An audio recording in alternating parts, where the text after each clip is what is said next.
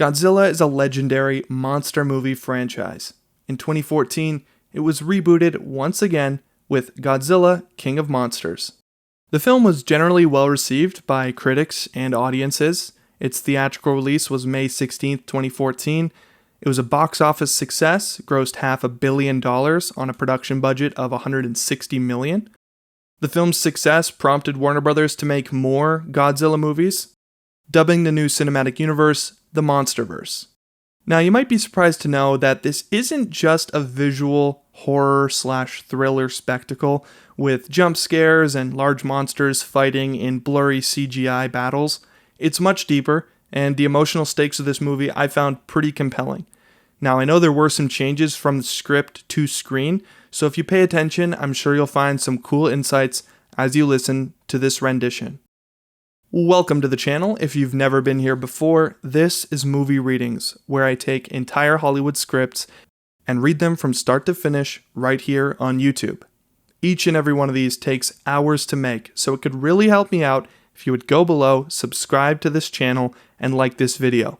If you have a suggestion for the movie reading you would like to hear next, leave it in the comments and I will read it. Enjoy Godzilla 2014. Now I am become death, the destroyer of worlds. J. Robert Oppenheimer, father of the atomic bomb.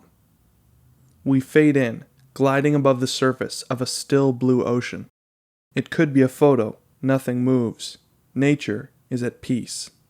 Then, the jaws of a monster slice through the peaceful surf. It is the carved wood prow of a canoe, one of 100 like it, lashed together in a ceremonial flotilla, draped in flower leis. A grand festival is in progress. Tattooed islanders row to the rhythm of deep bass drums. Women and children chant joyously from the pristine atoll beach, celebrating this life in paradise. But slowly, an enormous shadow crystallizes underwater, the dark form of some leviathan. Women and children spot the beast and shout from shore, but it is too late. The whole lagoon begins to churn and bulge as the large dark form rises. Canoes list violently and capsize as panicked islanders are dragged under by the maelstrom. Then the source of the bulge reveals itself, the USS Nautilus. Breaches the surface with a blast of spray. A massive nuclear-powered submarine. Its top hatch swings open. Up flies a flag. The stars and stripes. We superimpose Bikini Atoll, Marshall Islands, 1954. Pandemonium as U.S. sailors storm the peaceful village, barking broken Marshallese on megaphones. Islanders are dragged from shanties. The tiny village is being evacuated. More hurried work. Caged test animals are offloaded to the shore. Sheep, horses, cattle, pigs. Technicians in lab coats prep equipment, directing the installation of a detonation tower. Shirtless sailors hoist up a huge aluminum cylinder, then bolt it into place. The bomb. A Geiger counter starts to clack as a bomb technician aims its sensor out to sea. Something is coming from the ocean. Hurry up, hurry up! The USS Bairoko, an escort carrier afloat several miles away. From here, Bikini Atoll is just a smudge on the horizon. Officers and crew gather tensely around a sonar sweep screen. A large green dot is closing in upon the atoll. Geiger counters are clacking faster. Dials spike to red. The ground rumbles once in the distance. Then a second time. The caged test animals can sense what's coming. Horses whinny in terror. Cattle snort. Hogs scream in rising dread. Okay, let's go, let's go! With the installation finished, technicians crowd onto a CU chopper. The tiny island is left deserted. We angle on the bomb. As its beacon blinks from green to yellow, armed, we notice a crudely painted decal on the side, the shape of a giant lizard standing in a set of crosshairs. It is now 30 seconds to 0 time. Please put on goggles. Come from shipboard speakers. The deck crew straps on UV goggles. 15 seconds. A timer needle sweeping down. -10. The animals on the atoll are going wild. Geiger counters are spiking off the charts. The steady rumbles are getting louder and closer. 5, 4, 3, as the whole lagoon lifts upwards with a massive swell. 2, 1. Godzilla rises like a living waterfall, completely shrouded by a torrent of cascading surf. We can only barely glimpse his silhouette before a flash of blinding light consumes us. Silence and whiteness. Then, slowly and almost gracefully, an epic mushroom cloud unfurls into nature's pure blue, peaceful sky. It is a long, strangely quiet moment before the bone-rattling shockwave crashes in, obliterating our entire point of view. The title card appears. Godzilla. Then a blizzard of ash engulfs the title as we match cut to the Siberian tundra at night. The whiteout of a blinding snowstorm. A United Nations helicopter is making its way across the windswept steppe. In the distance looms a sprawling subarctic mining camp. We superimpose a title, Krasnokamensk, Siberia, 10 years ago. We angle on Professor Honda, 40s, riding in a cockpit, an austere Japanese man with a pensive, almost brusque demeanor. He carries a small brass pocket watch, fiddling with it absently as he studies the horizon. Black smoke billows to the sky. The camp is a disaster site. A local rescue crew is already here, scouring the wreckage. Corrugated hangars crunch like tin cans, decimated megadozers, gigantic drill bores snapped like twigs. At least a dozen recovered frozen corpses lay chilling in the snow. The new arrivals are a United Nations MUTO research team of international origin. Some wear uniforms with an identifying emblem we will come to recognize. They chatter in a multilingual babble as they unload scientific equipment, but their leader, Honda, does not say a word. A man of science, at once captivated and unnerved by what he sees. Half the roof of the mining hangar has been shorn away by violent force, giving way to a sky of frigid wind and moonlight. An expert, Dr. Stabler, 30s, leads the way with a halide flashlight. The Russians were surveying for uranium ore and found a radioactive hotspot, but when they started drilling, it wasn't uranium they found. Our Geneva office got the call this morning. Honda follows close at hand, still not a word. A Russian rescue worker, subtitled, "Over here! This one is conscious." A surviving miner is hunkered in the corner, bug-eyed, catatonic, still shuddering from hypothermia and terror. What is it? What did this? But Honda silences the rescue worker, kneeling to face the traumatized survivor. He takes the miner's shaking hand. Amid pained breaths, "One was alive." The miner is staring blankly at the blown-out entrance to a mine shaft, repeating the same phrase over and over again. "Take us in, please," to the rescue worker. 3 ropes drop in from above as Honda and his team abseil down into a vast hollow chamber in the earth. Several dozen rescue workers are already here, flashlights sporadically illuminating what seems to be kind of a giant nest. Hardened secretion surrounds 2 enormous oval spores. One appears to be intact, the second one has already hatched. Honda studies it all with measured fascination, noticing a set of deep grooves in a rocky wall. Claw marks? The rescue workers found it like this. One spore was still intact. The other, well, he indicates the wreckage. Must have been what did this. Crunch.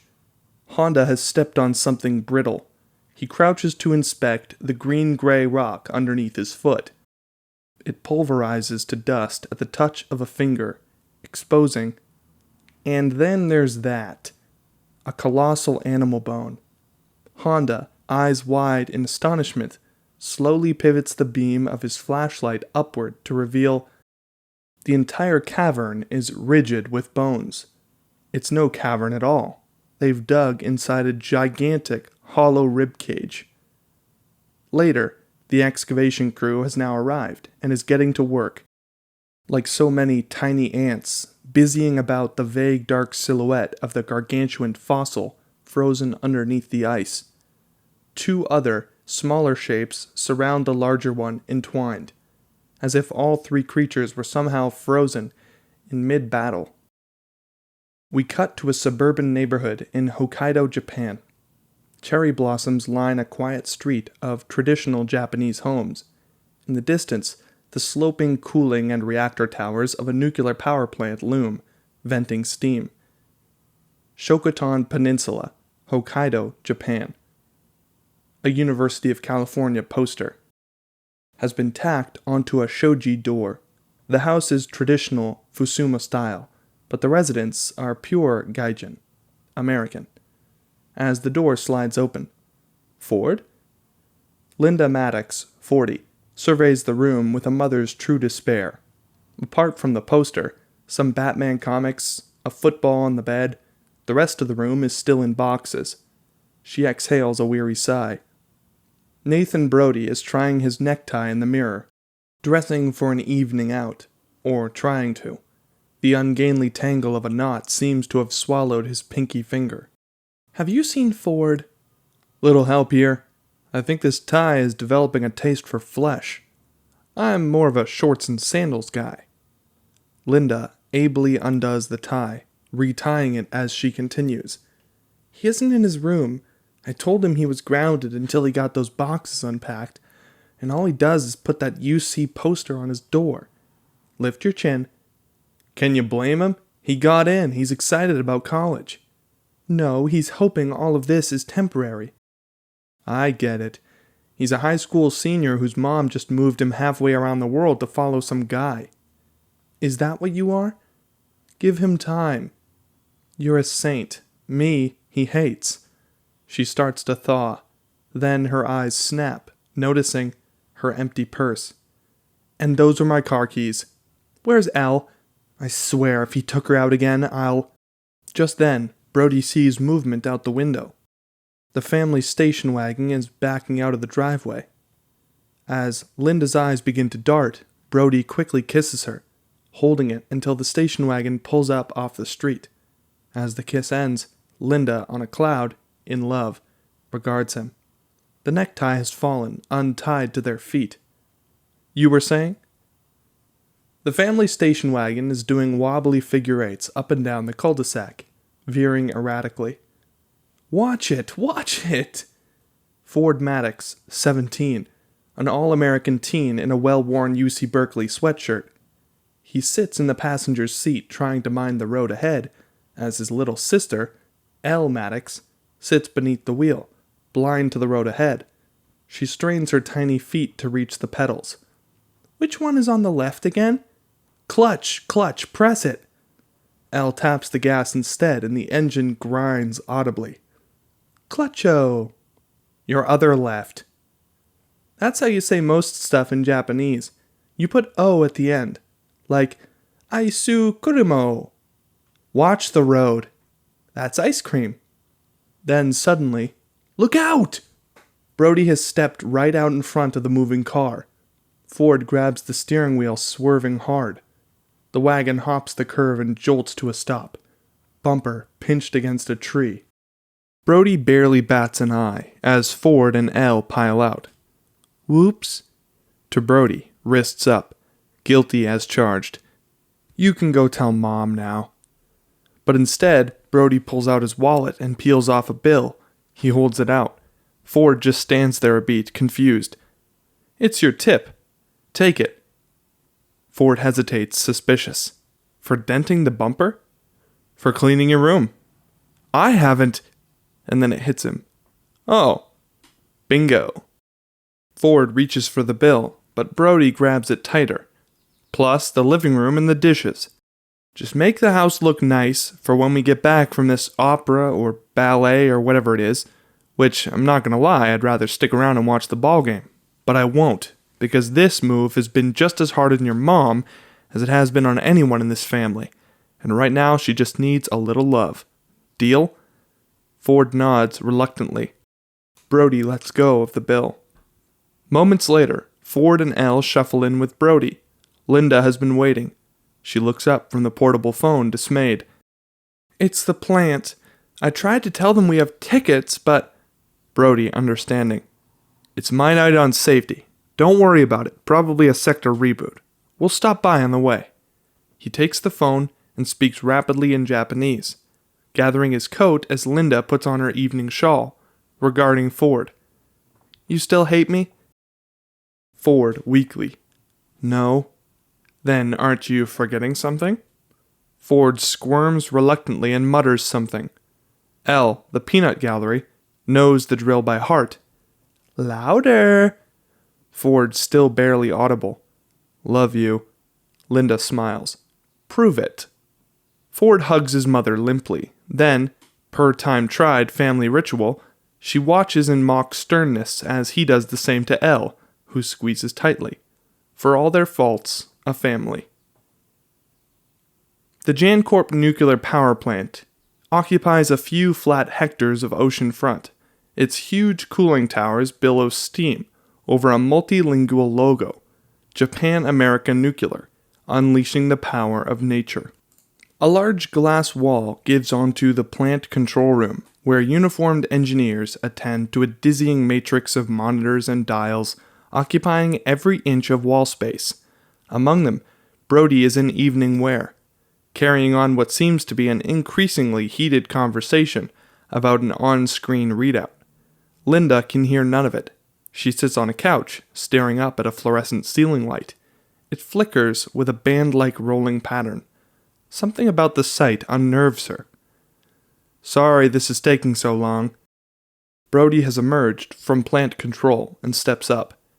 There's been shaking in Sapporo. An underground line went down. Shaking? Is everything okay? Yeah, fine. Just a couple tremors. But you should probably go on ahead. I'll take a cab. Maybe I'll make it there by halftime. Intermission? Brody spreads an easy smile. Something slightly forced. You sure everything's okay? Of course. I designed this place, didn't I? After a beat, Linda eases. Brody pecks her on the cheek and then withdraws back through the glass doors into plant control. Brody turns his back to the glass, and instantly, the man transforms, his face a mask of deep concern. What's the status on that signal? A seated engineer, TAC, responds from a nearby station, studying a pattern of spikes on an oscilloscope display. Major magnetic interference, some signature as a nuclear detonation, but Okinawa says they aren't testing. How about North Koreans? Suddenly the spikes shoot higher, triggering a warning alert. The engineers instantly erupt in Japanese. TAC, concerned. It could be our shielding. Should we power down the plant, sir? A beat, a hard decision. Brody makes it. No, it's gotta be an anomaly. A beat, resolved. All systems go. We'll ride it out. Brody is too busy studying the signal pattern to notice. Linda is still standing behind the large glass wall, watching their activity with a growing measure of concern. Seeing her, TAC flips a switch that turns the retro-reflective glass opaque, shutting Linda out. In a video game arcade, a high-decibel neon maze, teeming with Japanese teenagers. Ford is firing a plastic M16 at on-screen monsters in a first-person shooter game. Then his avatar gets stomped. Game over. He hooks the rifle, noticing a group of teenage Japanese girls giggling at him in high-pitched hormonal squeal. He smiles back. Elle notices. How come you don't try learning Japanese? Don't have to. 6 months from now I'll be in college, playing ball and partying on weeknights. He winks roguishly, but the teenage girls just giggle louder, chattering in Japanese. That doesn't help you now, though. Ford, a beat. She's right. All right, you win. Give me something. Elle thinks a moment, then whispers something in his ear. Ford listens and then steps over to the giggling teenage girls. He repeats the line aloud in Japanese. Instantly, the giggling girls go silent, and then one girl smacks Ford across the cheek. They all stalk off. Elle doubles over, cackling at her prank. "You are so dead." He takes off, running after her. Ford and Elle burst out past other patrons on the busy main street, laughing as they go, until at last Ford corners Elle and pins her, tickling furiously until she keels over on the sidewalk, laughing herself to tears. Neither of them noticing at first a small puddle of water bubbling from a thin crack in the pavement. Slowly, the crack itself is splitting wider. Elle sees it, breathless. "Ford, wait! Wait!" Then suddenly, the ground rumbles slightly with a tremor. "Look!" The tiny crack is branching up the sidewalk in the direction of the distant reactor towers. Oddly, the night sky above the towers glows with a haze of greenish auroral light. Ford and Elle look on for a beat transfixed, then his cell phone buzzes. Call from Mom. Ford answers. "Ford, are you there?" Outside the reactor towers, the tremor has stopped. Plant workers glance about and then hustle off with purpose. As Linda returns to the station wagon on her phone, she looks anxious. "I tried the house line. Are you guys okay?" Ford has helped Elle to her feet, distracted by the strange northern lights in the sky above the distant plant. "What? Yeah, just stepped out into the yard." "Mom, are you still at the plant? What's going on?" Linda tries to start the car, but the ignition revs and clicks strangely. "Of course, yeah. Brody says it's not a big..." The ignition suddenly starts up with the rev as her car keys begin to clatter together, as if magnetically attracted. "I'm coming home." Ford snaps to attention. "Home? Already?" He grabs Elle. "Okay, Mom, see you in a minute." He starts to hang up. "Hey!" This stops Ford. "Aren't you forgetting some?" The word cuts off as the line goes dead. "Mom?" Suddenly the ground shakes massively. Pandemonium. The entire matrix of control panels in the plant control room instantly goes haywire. "Lost power on reactor 2. Shut it down, shut it down." Then the entire building rumbles. Out the window behind Brody, the giant reactor towers shift on their foundations. Ford and Elle watch as the reactor towers on the horizon shift again, unleashing a forceful shockwave. "Mom!" The towers drop from view into a cloud of billowing debris. We smash cut to rescue helicopters circling high above the devastated nuclear power plant, now the site of a giant sinkhole in the earth. The control building still stands at the rim of giant pit, but the reactor towers have been completely swallowed up. On a split screen, a Japanese spokesman speaks to press.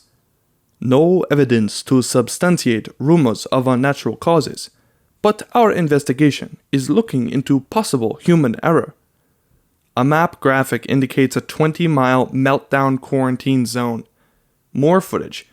UN troop erect roadblock and tall fencing around the quarantine border, evacuating citizens from homes. Injured victims are carted out by paramedics in hazmat gear. The exhausted safety team pushes past a throng of reporters. Brody is among them, covering his face to avoid the cameras. A TV in the hospital waiting area is tuned to the footage. Japanese families have been here all night, waiting on their loved ones. Ford sits with Elle as Brody paces anxiously. Linda is not here. Brody averts his gaze as the footage of him comes up, but some other viewers have begun to notice and stare. "Why are they looking at us like that? Brody?" She is too young to understand, but Ford can read their glares. These people blame Brody for what happened. Then, a Japanese doctor. "Mr. Brody." Heads turn to the inner doorway, where the doctor has emerged alongside a polished corporation lawyer in a suit. Brody snaps to attention. "Yeah, is my wife okay?" Lawyer puts up a hand and cuts in. Fields this. "My name is Mr. Rye. I am an attorney for the company. I'd like to talk to you about the accident. It wasn't our fault. You have to believe me. Something's strange. Why don't we have a word in private?" Brody glances back to Ford and Elle. Then follows the doctor and lawyer into the inner hall. The door seals shut behind them, and Ford steps to the glass. Elle, who is not tall enough to see, "What is it? Is Mommy okay?" We angle on Brody through the glass, joining 3 other men in suits. Among them stands Bayer, 50, white hair, patrician. We'll meet him later. Ford hears no dialogue. As the doctor begins breaking the news to Brody, instantly Brody starts to weep in grief. On Ford, staring back through the glass with welling tears, he knows what this means. His mom is dead. His point of view, the lawyer stands up to Brody, brandishing a legal form. Brody reacts in anger, but the lawyer talks him down, gesturing back through the glass at Ford and Elle. Brody sees them and knows what he must do, relenting. As the lawyer offers the legal form, he uncaps a pen. Shortly later, a shell-shocked Ford emerges with a tear-streaked Elle, following Brody and the lawyer onto the steps, where a swarm of press awaits. Flashbulbs, microphones. Brody tries to shield the children from the onslaught, glancing to the lawyer who steps forward. "Mr. Brody has resigned, pending a full inquiry into the cause of yesterday's meltdown." Instantly, the press crushes in with shouted questions. "Were there design flaws in the plant? Did your team cause the meltdown?" The lawyer holding them at bay. "We do believe operator error played a role, but like I said, the investigation is ongoing. Now if you'll please, just excuse us." Ford hears this. He casts a look of shock at Brody. "Ford, it's not how it sounds." But as Brody steps and reaches for Ford and Elle, the crowd presses in between them, separating him from them. Ford does not move. He just grips Elle closely and protectively. "Ford?" As we push in tight on Ford in utter anger and betrayal, the cacophony of shouted questions, the glare of camera flashes, we cut to Marine Corps Training Facility. Present day. The same face, but older. Zen calmed and focused. Ford, now 27, is running hard along the gravel path. He is a grown, tall, and handsome man, in workout gear of a U.S. Marine. Tight shots as he climbs ropes and scales walls.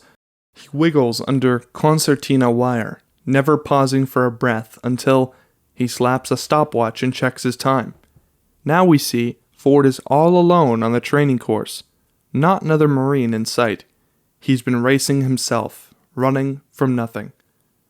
We superimpose outside San Francisco, present day. Ford towels off after a shower. His body is lean, well-muscled, a perfect Marine. And yet, PFC Flacco. "Remind me why you work this office gig again, sir." PFC Flacco, 20s, occupies one half of a desk in a downtown San Francisco office with windows onto the city. Ford has just arrived in uniform. He sets his gym bag by his desk. "Fit tests like yours, you'd make spec ops in a cinch. Why not see the world?" Ford sits down and looks at a photo on his desk. Early 20s Elle at her college graduation. She went instead of him. "Lance Corporal, I just did 3 tours in 2 years. Right now, it's just nice to be home." Ding! The door chimes as a pimply new recruit walks in. "Private First Class Murphy, sir. Here to register for duty." "We're happy to have you, PFC. Welcome to the Corps." Ford parks his '75 Camaro at the curb. He kills the engine and climbs out with a bag of groceries. He then stiffens, seeing Brody, now 50, with many miles on the same kind face. He's waiting on the stoop of Ford and Elle's Victorian row house. Ford after a beat. "Elle's not home." Ford moves past him to the door, unlocking it. "Actually, I came to see you." Ford looks back from the door, clearly less thrilled by the prospect, and then walks in and leaves it open. A warm space, clearly furnished with Elle's touch. Ford sets the groceries in the adjoining kitchen as Brody steps in, noticing a few framed family photographs on the credenza. "Bourbon, is it?" "Just some water." Ford reacts to this. Brody not drinking? That's a new one. Ford begins to fix a cup of water from the faucet. As Brody lingers in the foyer with the photos, he takes them in. 18-year-old Ford, in dress blue at his basic training graduation, with a smiling 13-year-old Elle. All the photos post-date the Hokkaido years. Linda is in none. Brody regards a recent portrait of Ford in uniform. Double chevron. What's that, a sergeant now? Corporal. Right. Ellie told me. She's so proud. Your mother would be too. Ford tenses and then sets the water on the counter. You want to tell me why you're here, Brody? A deep breath. He approaches the adjoining kitchen. Right. Trying to find the words, he digresses, looking at the photos. They evacuated us so fast, you know. I don't even have a picture of your mom. Ford not having it. Look, Brody. I lied. Just like that. This is what he came to say. The headline, anyway. It takes a beat to formulate the rest. Struggling. I lied, Ford. They made me sign something saying it was my fault, but it wasn't. What are you talking about? It wasn't normal. There was an anomaly, a signal. They tried to tell me it was nothing, but I know what I saw. And now it's happening again. What is? It doesn't matter. Look, I put some money aside for you guys in this account. He pulls out a bank letter. Ford, not this again. We don't need your money, Brody. Please, I promised your mother. Family was everything to her. I just need you to have it now, in case I don't come back. This throws Ford off guard. A first hint of concern. Hang on, back from where? Just then, ding dong, the doorbell rings. To Brody forcefully. Wait right here. He moves to the front door, opening it to find Elle, 21, wearing the scrubs of a trainee nurse, while her affable friend Reggie, 30s, waits in a running car at the curb. She barges past Ford in a hurry, talking fast on the run. Hey, sorry, Reg is waiting in the car. Just came to change. We're meeting some friends for drinks. Elle, wait. But Elle makes it to her rear bedroom and shuts the door. We hear the sounds of rustling clothes as she hollers back.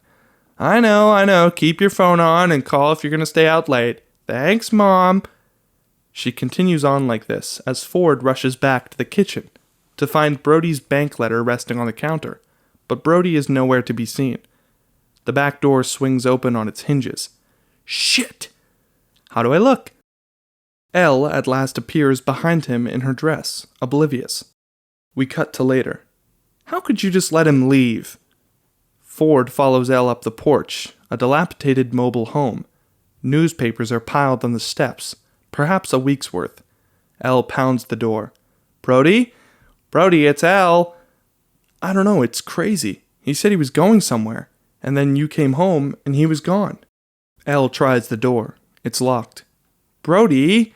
She tries the door again. Break it down. What, are you kidding? I'm not... Wham! Elle kicks in the door. Moonlight filters into Brody's trailer, illuminating piles of unopened mail on the floor. Addresses from places like Pan-Pacific Seismic Centers and Ham Radio Alliance of Nevada. There are dozens of bottles of prescription pills, unopened. Lithium? This is anti-manic. I had no idea. But Ford has just seen something else, his eyes wide in shock. Elle? An entire wall is tacked and pinned with dizzying mosaics of datasheets and printouts, seismic readings, radio signals. At the center is a map of the world marked up with pushpins. Each pin corresponds to a neatly printed number. They lay in two main clusters, Hokkaido, Japan, and Nevada, USA. Around this are headlines and photos clipped from tabloids, printed out from blogs. Hokkaido cover-up. What's the UN's secret Muto unit? What are they building in there? He's going back. She's holding a printout. Itinerary for a flight to Japan. Japan Air, left an hour ago. She turns to Ford. We need to stop him. Elle, come on. Fine, I'll go myself. She moves off, but Ford grabs her wrist. He's not your dad. She spins back. Neither are you. This stings. Ford drops her wrist. He's the only family I have. She instantly regrets it. Ford, you know what I mean. You aren't even around half the time. You're overseas. But Ford has turned his back, walking out. Ford! As Ford parks the car outside their row house, kills the engine. They have driven home in silence. A long moment passes. Calmly as he can. You know why I was overseas, Elle? You know why I wasn't around? For you. So you could go to school. Because you're the only family I have. And with that simply, he gets out, shutting the door before Elle has a chance to speak. Ford is up late, mulling over the photo of Elle at her graduation. He has taken it from his frame, but now unfolds the edge to reveal Brody is standing in the picture too. His arm around Elle, beaming proudly. Her family, her dad. Ford sighs. He knows what he must do. Ford moves down the hall, duffel on his shoulder. He pauses at Elle's open door and regards her momentarily, fast asleep. Then Ford moves on, walking out. A customs agent inspects an open passport, Hokkaido, Japan. Glances up at Brody, smiling back. The agent stamps the book. Thank you, Mr. Brody. Welcome to Japan. A tall electric fence skirts the rocky coastal ridge of the Shokotan Peninsula. Sheer bluffs plunge down to a cave-like ocean inlet. Superimpose quarantine zone perimeter, Hokkaido, Japan. Where a small skiff is tied up idling. As Brody climbs out with an equipment bag, a gruff smuggler pockets the cash. He then revs the engine, motors off into the night, calling back. 1 hour.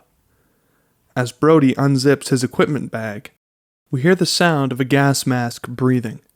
Brody treks along the long deserted rural highway in a hazmat radiation suit. He carries a clicking Geiger counter and a telephoto camera. Abandoned trucks and cars still jam the road, long since overgrown by weeds and vines. Frost-bitten sunflowers have sprouted up through deep cracks in the pavement. Brody plucks one and seals it in a jar, tucking away the specimen for further study. The world has been reclaimed by nature. As a spotlight of a patrol boat sweeps the rocky shore, passing right over the clipped section of electric fence, a flashlight pans the dark, deserted house.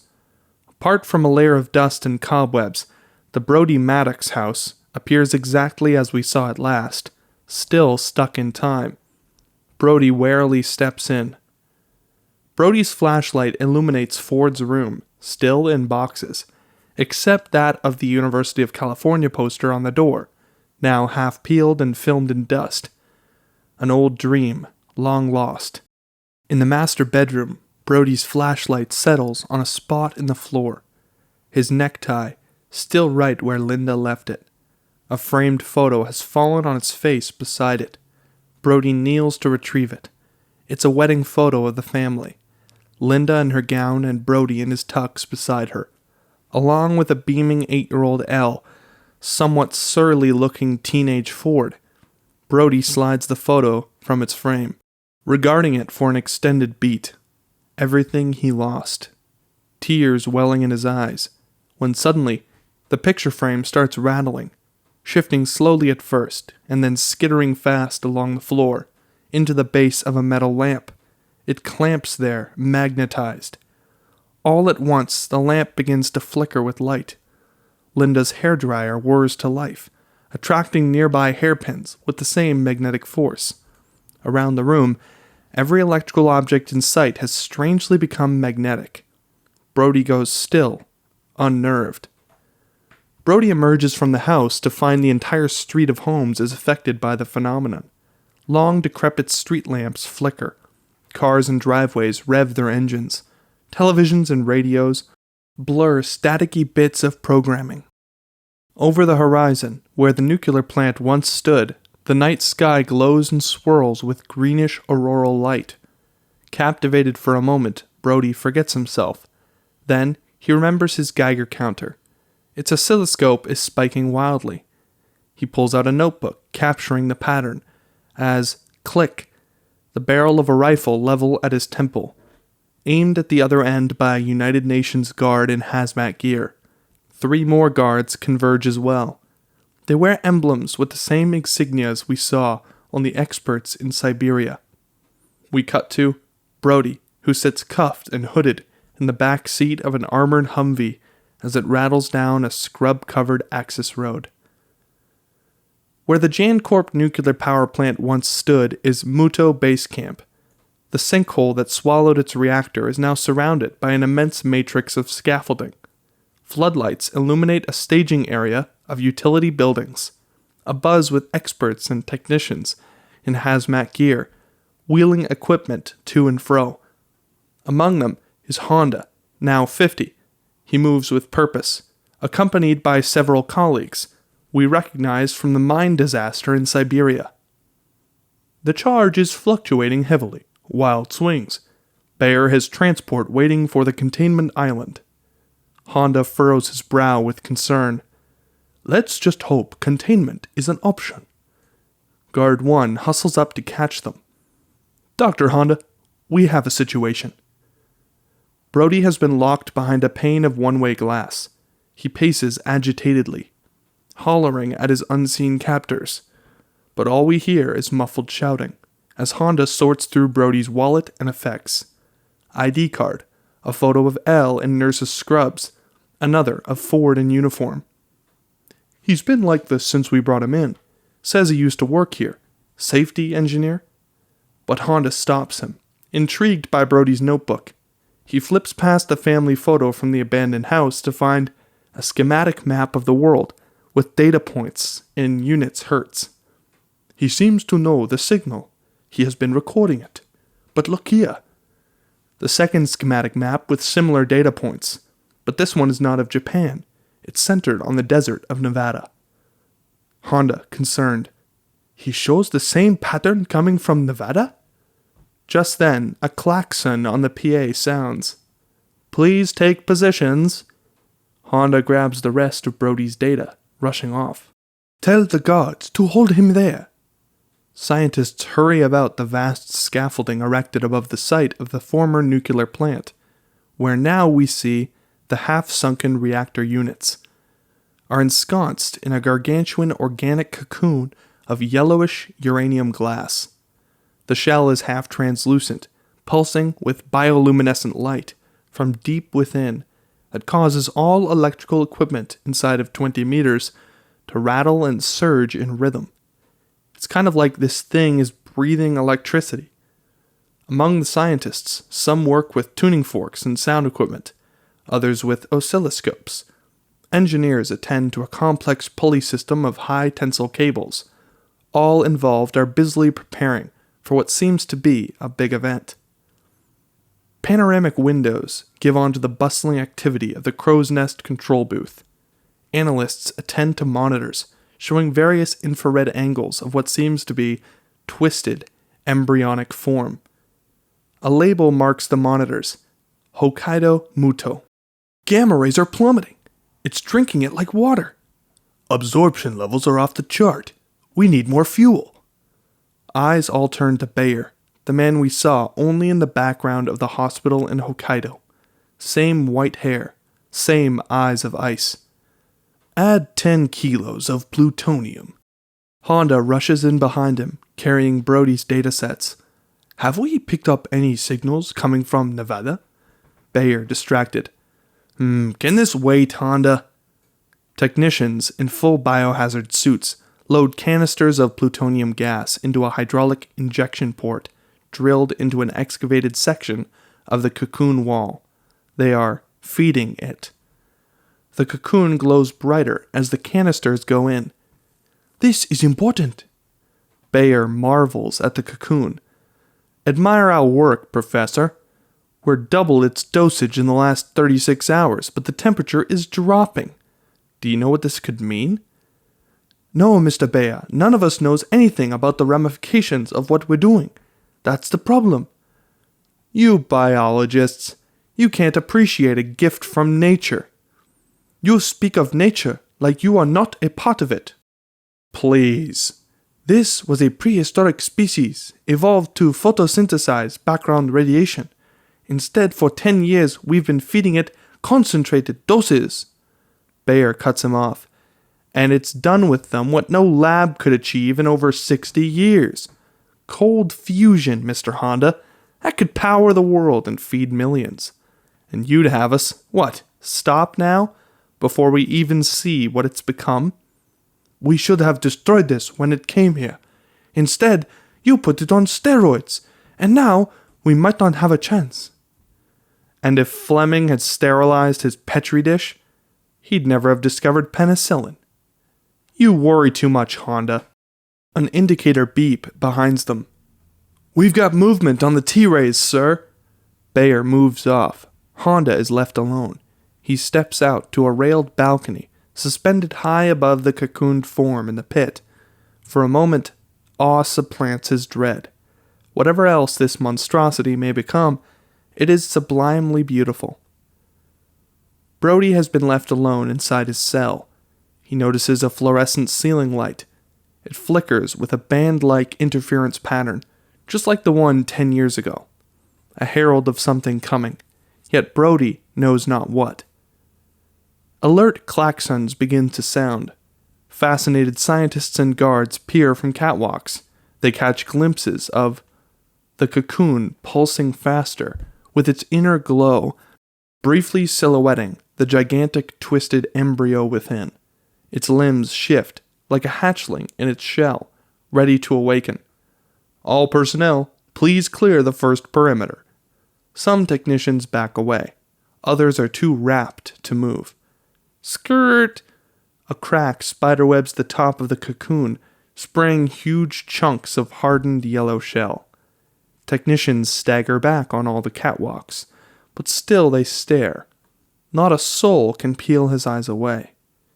As a long, prehensile limb shatters from the shell, and then, in a single surge, the creature explodes upward from the cocoon, about to engulf the catwalks high above. But before it can, explosive bolts unleash a huge wire cast net, ensnaring the enormous animal. High tensile cables snap taut from 100 points, trapping it, as powerful floodlights clank on, illuminating the Hokkaido massive unidentified target organism, aka the Hokkmuto, writhing and hissing angrily beneath its net. Static electricity ripples across its hide. But the animal has been captured, a giant mutant specimen contained. On the scaffolding, scientists and technicians erupt in cheers, trading handshakes and backslaps, marveling at their catch. But high above them, Honda is on edge, as a confident Bayer beams with pride. Magnificent. Prepare to stun. The technicians amp a set of voltage dials. We angle on Hokkmuto. As a powerful electric charge jolts through the wire snare, electrocuting the creature in its net. The animal screeches loudly and then erupts in anger, straining at its bonds. Far from stunned, the creature seems even stronger now. High tensile cables stretch taut against their winches. Honda looking on in rising dread. It's absorbing the electricity, just like the gamma spectrum. Go on full power. But as another jolt of electricity ripples through the netting, the Hokkmuto rears up on its hind legs and glows with bioluminescence, as if charging some internal capacitor. And then it slams down with blood-curdling howl so powerful it splits the air like lightning, generating a shockwave of auroral light that shorts out every circuit in the base camp.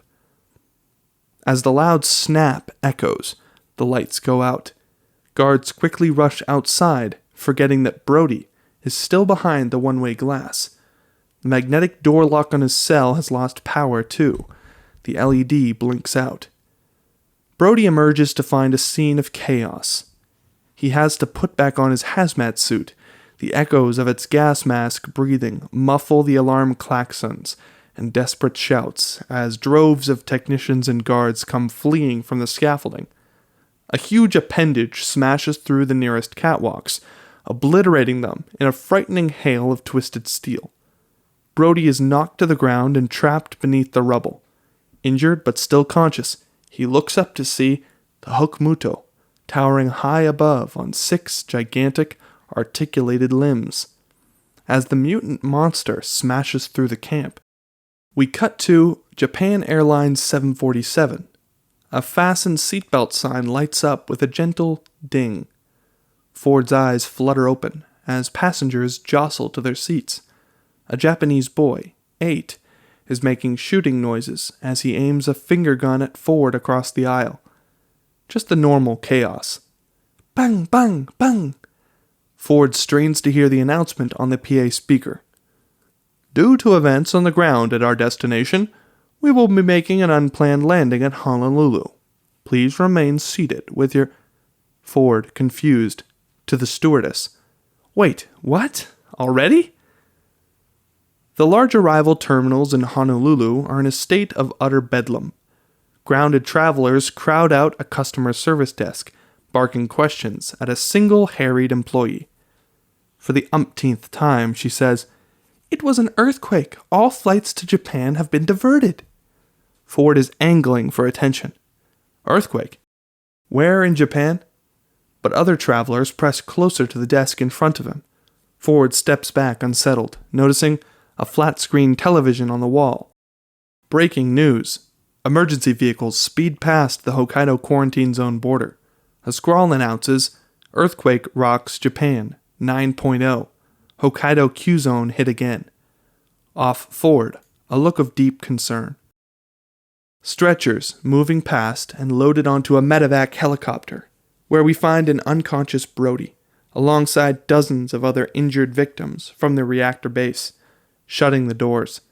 The Navy medic shouting above the rotors, "We've got beds waiting on the base at Pearl Harbor. Go, go!" The medevac chopper lifts off the rear launch deck of a U.S. Navy hospital ship, plying the waters of the North Pacific. It is a big ship, surrounded by a large fleet of military vessels. 2 destroyers, a missile cruiser, and a Nimitz-class nuclear-powered supercarrier, the USS Harry S. Truman. A Kestrel executive transport helicopter has just landed on the flight deck, rotors spinning down, as an entourage of high-level military brass is hustled out, led by Admiral Stenz, 50, Vice Chairman of the Joint Chiefs of Staff. He carries a top-secret briefing book. The captain salutes him, which the Admiral waves off brusquely, already walking fast toward the tower bridge. Words cannot be heard above the helicopter rotor blast. ADM Stenz and his CSO, Lieutenant Commander Ham, are on the move, talking fast as they follow the captain up ladders, entourage in tow. Earthquake? How the hell long do you expect to keep that cover? The Hokkaido zone was already quarantined, so the creature burrowed to the ocean without passing through a population center. This battle group has been following its last known course since then, heading east towards Hawaii, but the thing plays broke dick with our sonar. They arrive at the bulkhead hatch, ducking into the large briefing room. It's packed with haggard experts from the reactor base, all arguing loudly across the table. Our fault? That kind of electrical attack is unprecedented. No, it isn't. Pistol shrimp emit a static charge strong enough to short a circuit. Extrapolate that out to something this size, and imagine what it can do. Look, we planned for every predictable contingency. But disasters are contingencies we can't predict. Gentlemen! ADM Stenz silences the clangor with two-toned whistle as he steps through the door, followed by his staff. Who's in charge here? Bayer rises to his feet imperiously. He extends a hand. Professor Bayer, Director of the United Nations, Special Mudo Unit. That's massive, unidentified. ADM Stenz cuts him off. Target organisms. I know what it is. It's a Black Ops black hole that's been swallowing my budget for the last 10 years. Longer, actually. Evidence of large-scale pre-Jurassic organisms predates the current. I read the briefing. Stick to this one, Hawkmudo. For Hokkaido, it burrowed there from Siberia 10 years ago after a crew of uranium miners discovered its spores inside a much larger carcass in the ice. Monitors display archive footage as they talk. We glimpse bits as the scene proceeds. The Siberian mining camp from high above. An excavation crew busies about a vague dark shape of a gargantuan fossil in the ice. Partial views suggest the larger creature's features. Maple leaf-shaped dorsal fins, extended tail. More cut footage. Scientists examine the remnants of the one hatched spore, as the second intact spore is crane-lifted out of a huge carcass in the Siberian ice. DNA confirmed the spores were laid inside by the larger creature by these smaller animals. Views show two smaller fossils, adult mutos, male and female, entwined around the massive creature in the ice. All three fossils are extremely decomposed, but the female muto we may glimpse has what look like wings. Honda breaks in for the first time. We believe the mutos killed the larger creature to use its body as a host for their young. Bayer, beleaguered. Admiral Stans, meet Professor Honda. The parasites are host-specific, so the Hokmuto will be hunting for another like it. Like the... motions to the larger fossil. What's it called? Jira, after Japanese for whale. Fine. He bungles the pronunciation. But these Zilla things are extinct? Maybe not. There was one 60 years ago, first sighted after the bombings of Hiroshima and Nagasaki. We believe the nuclear radiation affected him somehow. He became the bane of your atomic fleet. At first, you thought it was the Russians. They thought it was you. Eventually, both countries made a pact to kill it. All those nuclear tests in the South Pacific, they weren't tests. Bayer chimes in. Old news. But that creature was killed at Bikini Atoll in 1954. There's been no sign since. Honda quickly leaps in, correcting him. There have been bloops, deep ocean hydrophone recordings. Japanese fishermen reported sightings. The Oto Islanders still worship him as a god. GODZILLA. ADM Stens intercedes. Worst case scenario, if this Godzilla is still out there. The Muto's sole purpose is to reproduce, and for that, it needs a host. If GODZILLA is still alive, it will call to him and lure him up. Just then, Lieutenant Commander Ham looks up from the Growler phone. Admiral, a boomer sub just went silent off Pearl Harbor. We cut to a heart monitor flatlining with a sonorous beep. An ER doctor. Call it. Halfway around the world in San Francisco, an elderly patient has just deceased. The ER nurse snaps off latex gloves, passing a chart to her trainees, Elle and Reggie. Please inform the family. Reggie quickly slaps the chart to Elle. You're up. The patient's family sits huddled in an annex down the outer hall. They are father, mother, son, and little girl of maybe 10 years old. Elle stops cold as she sees them, whispers to Reggie. Come on, I'll trade you one more shift. No way, no thanks. Then, besides, old Gramps like that, they're probably expecting it. She's not. The little girl.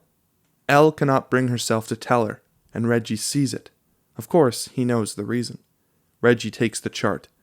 You owe me a margarita. As Reggie approaches the huddled family to break the news, Elle slips off quickly down the hall, not noticing her cell phone, forgotten at the nurse's station. It buzzes with an incoming call. The caller ID reads Ford. The crowded platform of the airport monorail. Stranded travelers press in, waiting for the train. Ford has his phone to his ear, a look of momentary relief, but then recorded L on the phone. You missed L. Leave me something beautiful. Ford fades. He has reached her voicemail. Hey, it's Ford. Just wondering if you, He trails off a moment, unsure how to say it, and what to say. Well, if you heard from Brody yet. I don't know if you've seen the news. I guess there's been some kind of a beat and then a pang of guilt. Look, I'm sorry how we... Anyway, I'll find him, okay? Another voicemail beep. I promise. If you are satisfied with your message, you may hang up now. To review your message, press 1. To erase and re-record, press 7. Ford wavers a beat and then presses 7. Message erased. Ford hangs up as the monorail train approaches. Bang, bang, bang! It's the Japanese boy from the plane. He's firing his finger gun at Ford as his parents bicker over a hotel map nearby while tending to his swaddled infant daughter. Ford draws a finger gun of his own and fires back a couple rounds, ducking behind a stanchion before he takes a hit. With a dramatic gut clutch, he staggers backwards into the just-stopped train. Ford slumps dead into a seat as the electric doors glide shut. He then opens his eyes to see the Japanese boy, named Ichiro, has followed him aboard, giggling, indifferent to his parents still outside on the platform. Bang, bang! Ford leaps up, realizing, "Whoa, wait!" Outside on the platform, Ichiro's parents have just noticed his absence. Seeing him inside, they pound the doors, but the train is already moving forward along the elevated track. Ford signals to the frantic parents through the window. "Don't worry, I'll bring him back." He turns to the giggling boy, still firing his finger guns. "Gimme those, you're under arrest." We cut to night vision footage as a platoon of Navy SEALs treks past us through a tangle of dense Hawaiian jungle. "Our SEAL team has a location on the lost transponders, sir." The military brain trust, along with Honda and Blum, are gathered around a bank of video monitors showing several SEAL team helmet feeds from the jungle mission. The SEALs move warily through the underbrush, kitted out with biohazard gas masks and night vision goggles. Several carry Geiger counters, which clack faster and louder as they proceed. The leader lifts a hand to signal halt. The SEALs crowd around a large object encrusted in secretion. Flashlights illuminate a stenciled radioactive hazard symbol as a bright helicopter searchlight slams down from overhead. A giant nuclear-powered ballistic missile submarine, the USS Alabama, is hanging from the trees above them, as if dropped in from the sky. It drips with hardening secretion. Holy! The pilot and co-pilot of the Navy chopper circling above look on in dumbstruck awe. Their spotlight has revealed much more than a stranded sub. The Hokuto is towering over the jungle canopy, its body balanced like a mountain peak on 6 gigantic legs. Saliva oozes from its underside, encasing the sub with a glowing bioluminescent enzyme. Somehow, this animal is feeding. The pilot finishing the sentence. Shit!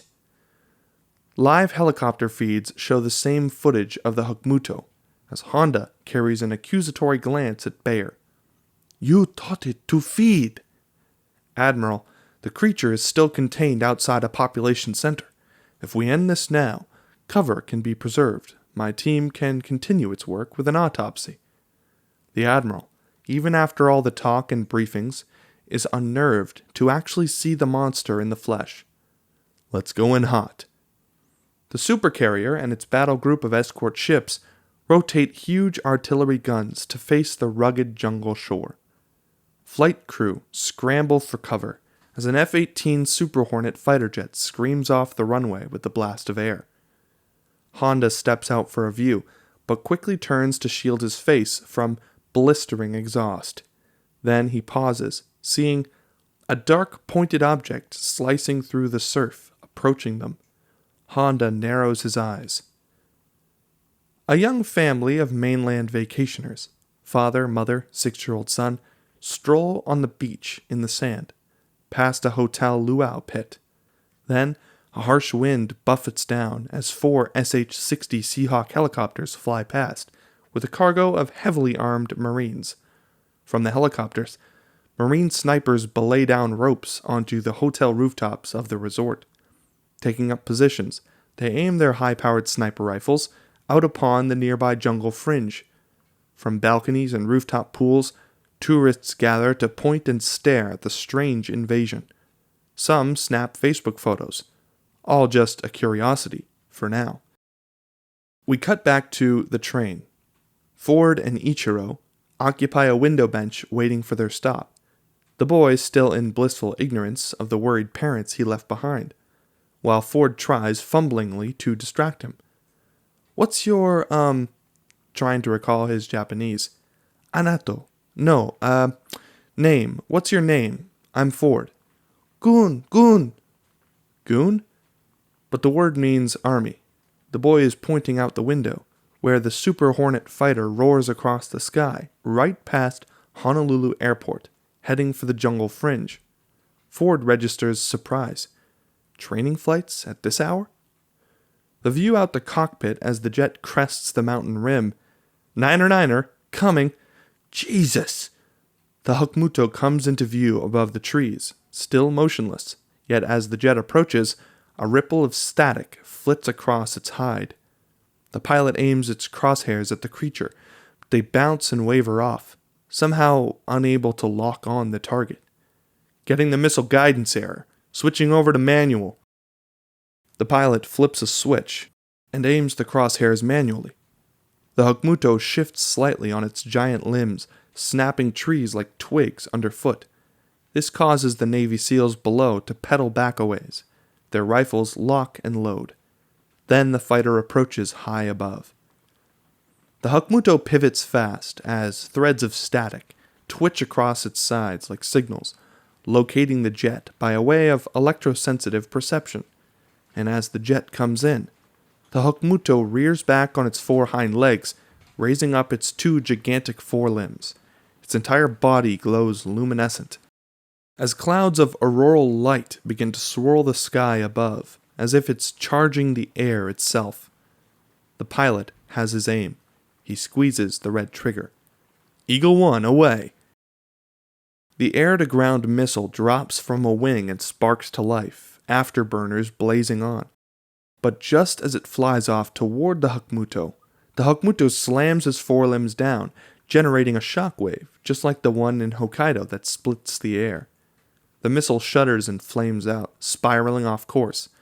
On the jungle floor below, the SEAL team dives for cover from the massive fireball. Simultaneously, in the Honolulu airport, lights go out across the tarmac. The monorail drifts to a stop as its mood lights flicker out, leaving the entire cabin in pitch darkness, except for the orange glow of an explosion from the distant jungle hills. Ichiro has fled, wide-eyed, to the window, pressed up against the glass. Instinctively, Ford pulls him close. Back at the luau, the family of vacationers has heard the distant explosion. Black smoke rises from the jungle canopy. "Mommy, Daddy, look!" But the boy is pointing in the opposite direction, at their feet. Several fish flop stranded on the sand. Looking back, the entire beach is strewn with countless flopping fish. The ocean tide is rapidly retreating from the shore. Something else is coming from the ocean. A thick black smoke begins to clear as the SEAL team gets its bearings, rifles at the ready. But the entire jungle has been flattened. In a straight path over the hillside toward the coast, where the city of Honolulu lies in wait, the Hokuto has escaped. ADM Stens follows Honda to the platform, peering out at the ocean through a pair of binoculars to get a closer view of the dark pointed object moving through the surf. As it rises, joined by two smaller points on either side, they are not three separate objects at all, but the gigantic maple leaf-shaped dorsal fin of a single massive creature, and it's swimming directly toward the fleet. Wonder turns to horror as the flight crew braces for impact.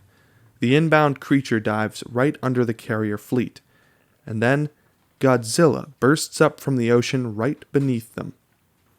Piano music tinkles softly in an elegant beachfront resort. A couple clinks glasses at a quiet, mood-lit window seat. They neither hear nor notice Godzilla, rising like a waterfall outside their seaside window, engulfing the naval fleet in a torrent of cascading surf. His giant jaws unhinge in what can only be a massive, angry roar to the heavens. But we hear none of it. Not yet. As a tsunami warning alert begins to blare, a leashed dog is tied to a seaside bike rack, barking and lashing out in terror as the ocean bulges. Then finally, its collar snaps and the dog gallops inland as a massive tidal wave crashes in.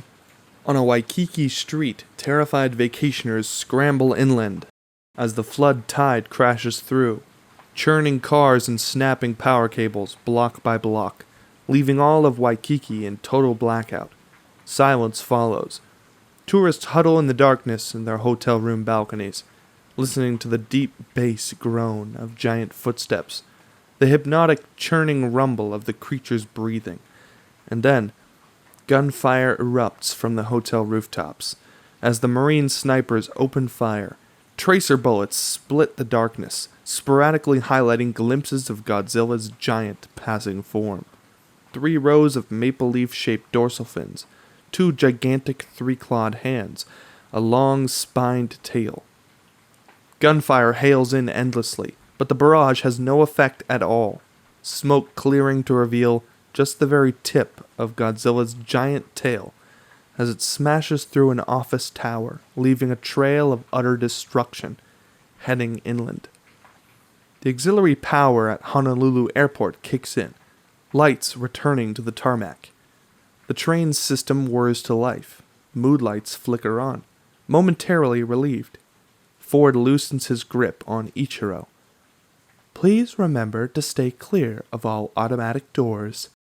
Out the window and up the track, skyward lights come back on, illuminating the elevated track ahead. One after the next, all clear. But then, a spotlight hits the Hokuto. The gigantic parasite is straddling the track ahead. Passengers scream in terror as the automated train resumes its journey, gaining speed, heading straight for the Hokuto. While standing, please continue to hold on to silver handrails. Passengers scramble desperately for the rear of the train. Ichiro is swept away from Ford. Goon! High-caliber machine gun fire slices through the air outside. Ford sees it coming right before it hits, and on instinct he tackles Ichiro to the floor, as bullets shatter through the windows of the train car. An AH-64 Apache helicopter has opened fire on the creature, with a 30mm chain gun and a battery of rocket pods. The Hokuto reacts, with a swipe of its enormous forelimbs, crashing through the elevated track directly in front of the inbound monorail. The train flies right off the edge without stopping, then catches and hangs from the shattered section of the track.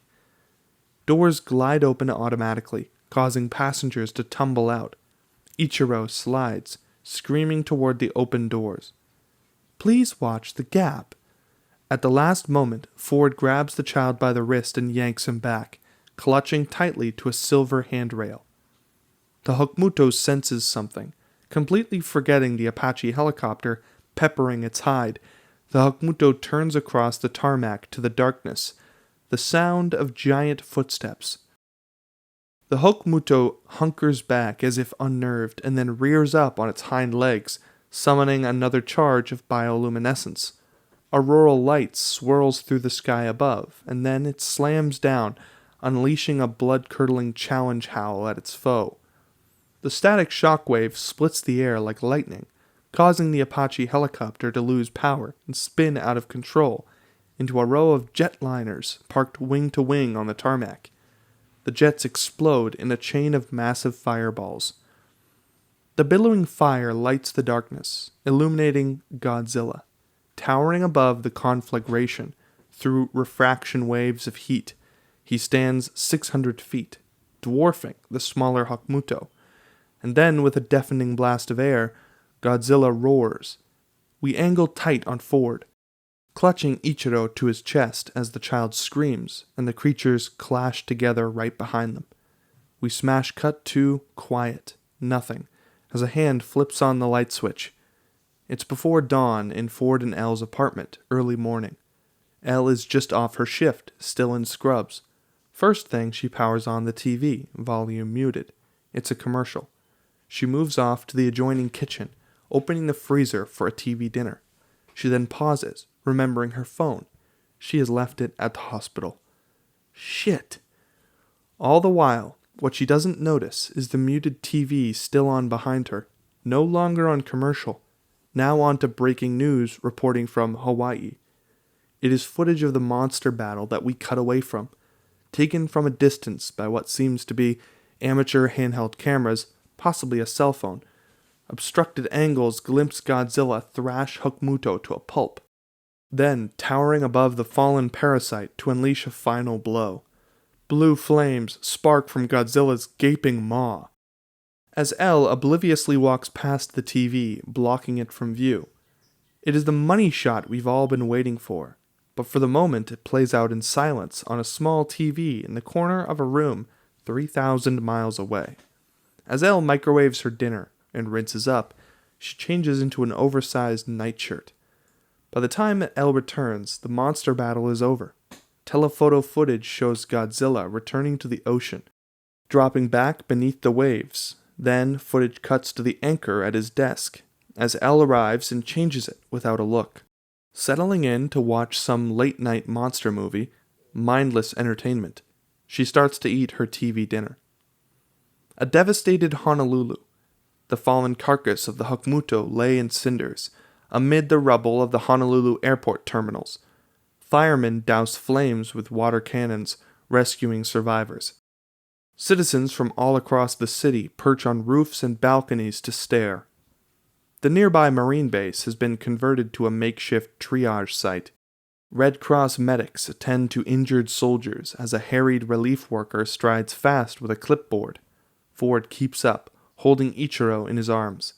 This way, if its parents survived the battle, they'll be waiting. Ford notices the armband of an injured soldier, the Muto unit emblem. Perhaps it rings a bell from some of the blog posts and conspiratorial photos tacked up in Brody's trailer. Excuse me, these soldiers, they're not American. Who are they? Relief worker checks clipboard. Them? UN or something. They were on the base before those things came. Airlifted from Japan, I think. The earthquake. This strikes Ford and resonates. Brody must have known. You mean Hokkaido? Do you have names on that list? I had a... He wants to say father. A person, I think, was back there when it happened. Nathan, Brody. Ford sets Ichiro down as the worker scans his clipboard. Did you say Brody? The worker confers with a Red Cross medic. Ford can only hear the murmurs and see the headshakes, growing panicked. What? What is it? Ichiro? Ichiro!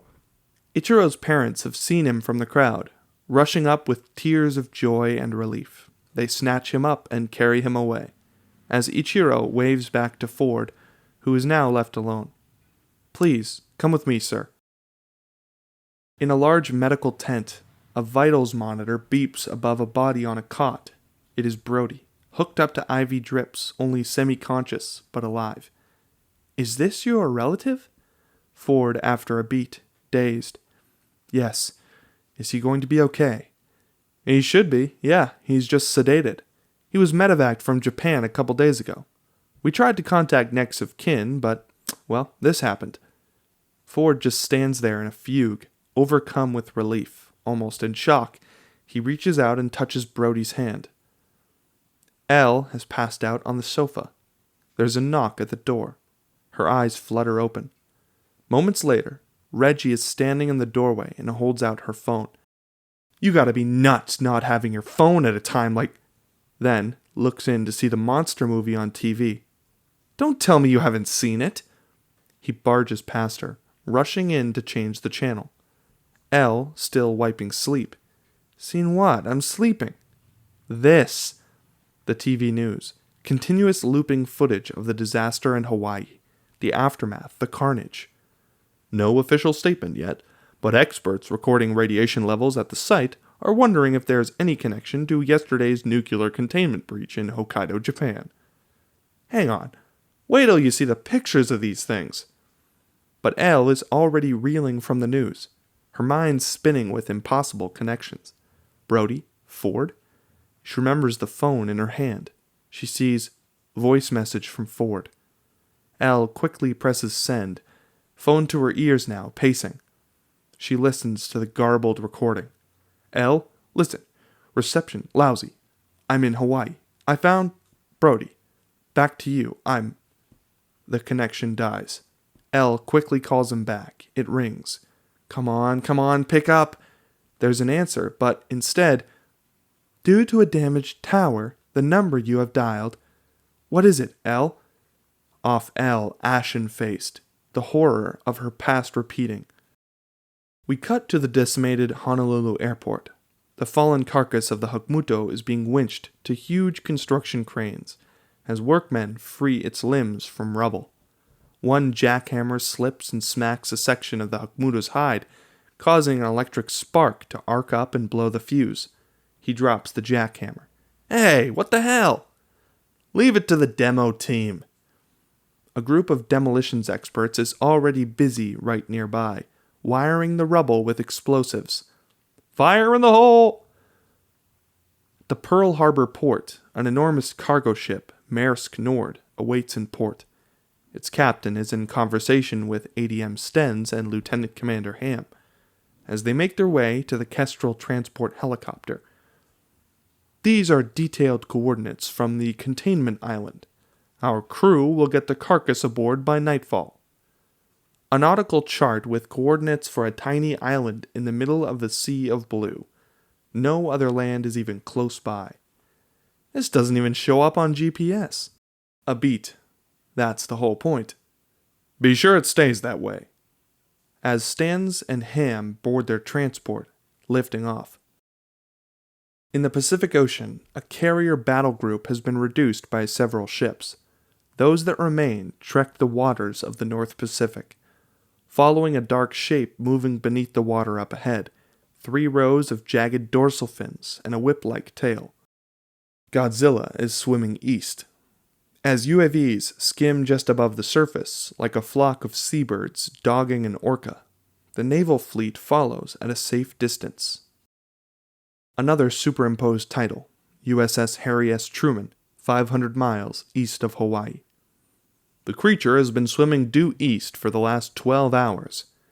As the Kestrel transport touches down the flight deck, monitors display the view of Godzilla swimming up ahead. "And we're sure this is the same one we nuked at Bikini?" He bungles it again. "What was it?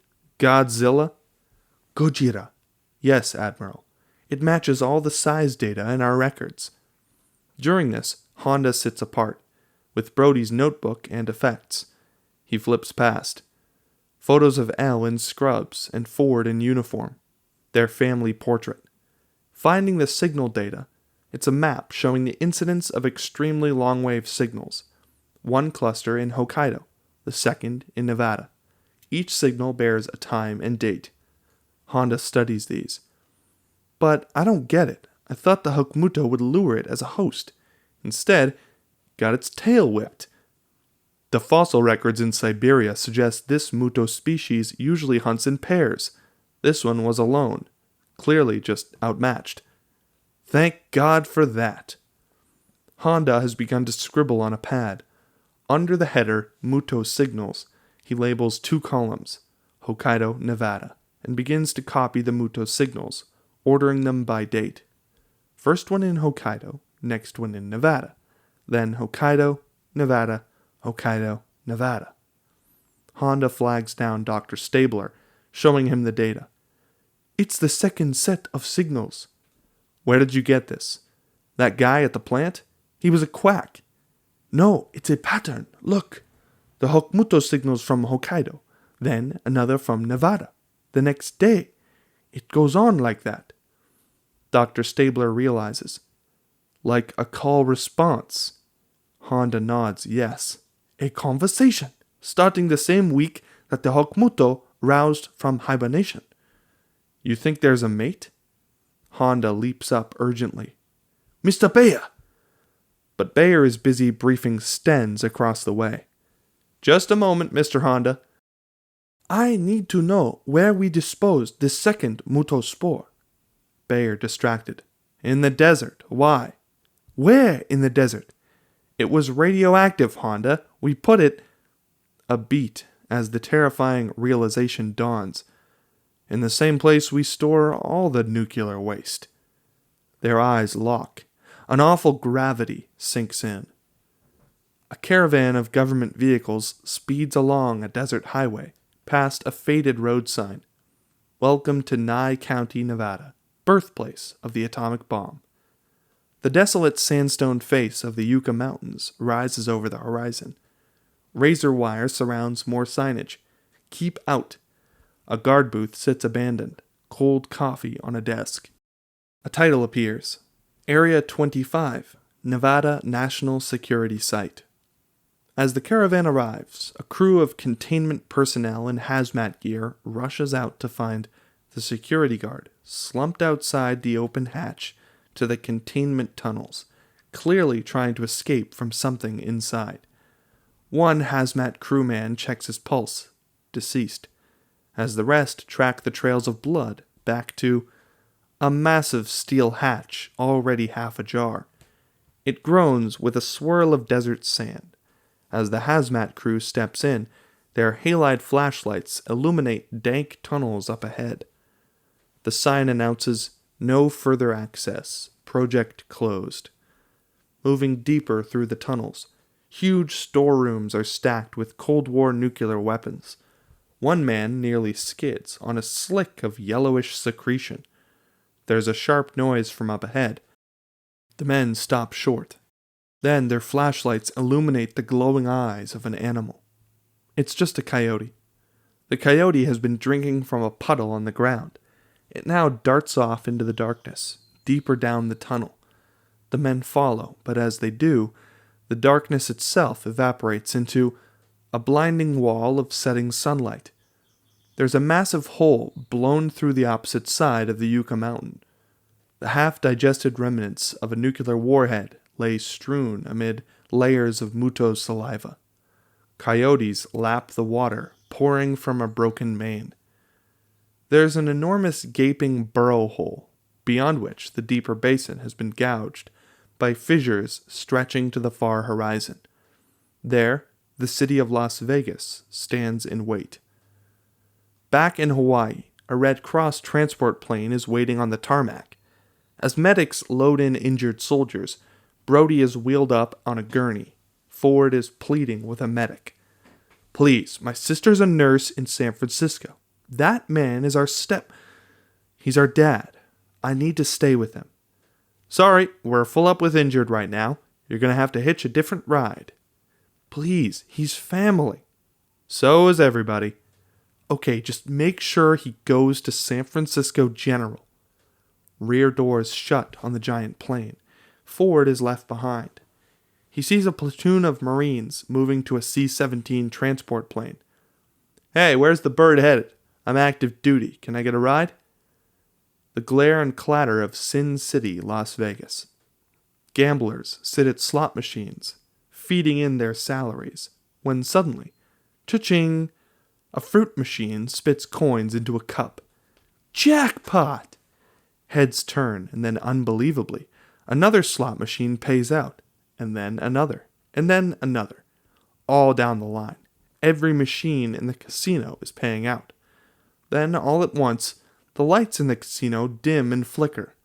A moment later, there is a distant howling roar. Outside, music drowns the roar. Spectators are gathered below a vaulted scrim as a dazzling laser light show plays across the starry sky. But then, the lights and music stop. The spectators are left in darkness, silence. But just as an impatient murmur starts, the dazzling light show resumes, filling the entire sky above them. Brilliant colors, brighter than before. So bright the spectators must squint, because it's not a show at all. It is a bioluminescent underbelly of another giant Muto straddling the street above. The female Muto we'll call the Femuto, even larger than the last. As she roars, every single light on the Las Vegas Strip goes out. Elle is pacing the apartment on the phone. Reggie is still glued to the TV, still tuned to CNN, where footage cuts to the Nevada desert. "Live to Nevada, just moments ago, where multiple reports are..." But Elle shuts it, as her call rings through to voicemail. "This is Ford. Leave one."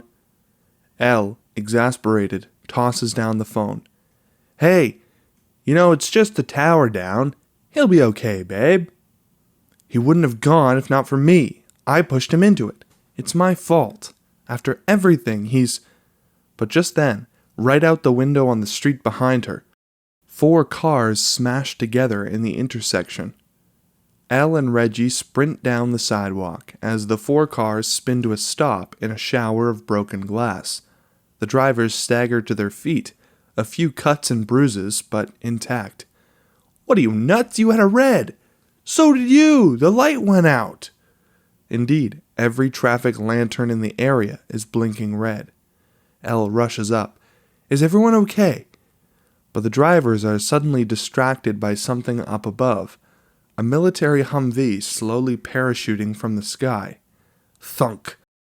The Humvee creaks down at the center of the intersection, its enormous parachute gently floating in. And now we see dozens of soldiers parachuting into downtown San Francisco. They hit the street and quickly arm themselves while stunned pedestrians look on. The war is coming home. We cut to Lieutenant Commander Ham. "We just lost Nellis on the comm. The creature is bearing west."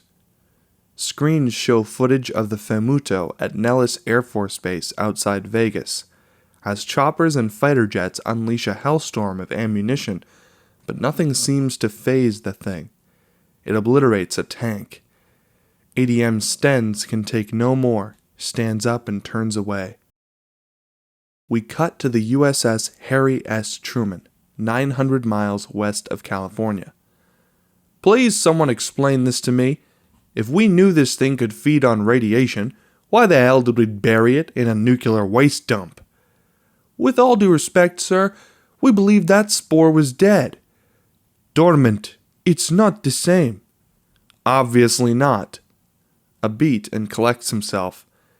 "If the last one lured Godzilla as a host, will this one do the same?" Honda indicates a geospatial map tracking the progress of Godzilla from Hawaii in a straight line toward California. "He's already headed toward California.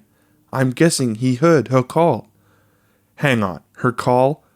You're saying this one's a female?" "I'm not sure."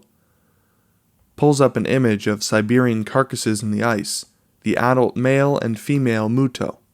One of them has wings. "I would have expected it to have wings, given the earlier specimen." "Well, let's be glad it doesn't. Where's it going?"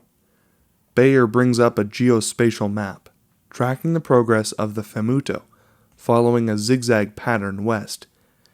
"This is the new Muto's course so far. Now, if we bring up nuclear site locations on the GIS, radiation hazard symbols pop up across the map, indicating each nuclear facility, matching the Femuto's course lines exactly. She's following the radiation. "Except here, this is wrong." He indicates a recent turn. "If she continued on a straight path, she would reach nuclear plant at Morro Bay. Instead, she turns to the north into the mountains." Honda traces the path still further, to a grayed out section of the map due east of San Francisco. The label reads NORAD, Restricted Zone. A military brass trade knowing, troubled look. "What are you keeping here, Admiral?" "Sir, the contents of that facility are highly—" ADM Stenz cuts him short and doesn't care. "We've got 250 ballistic missiles in that arsenal. It's not exactly public record." This hangs for a beat.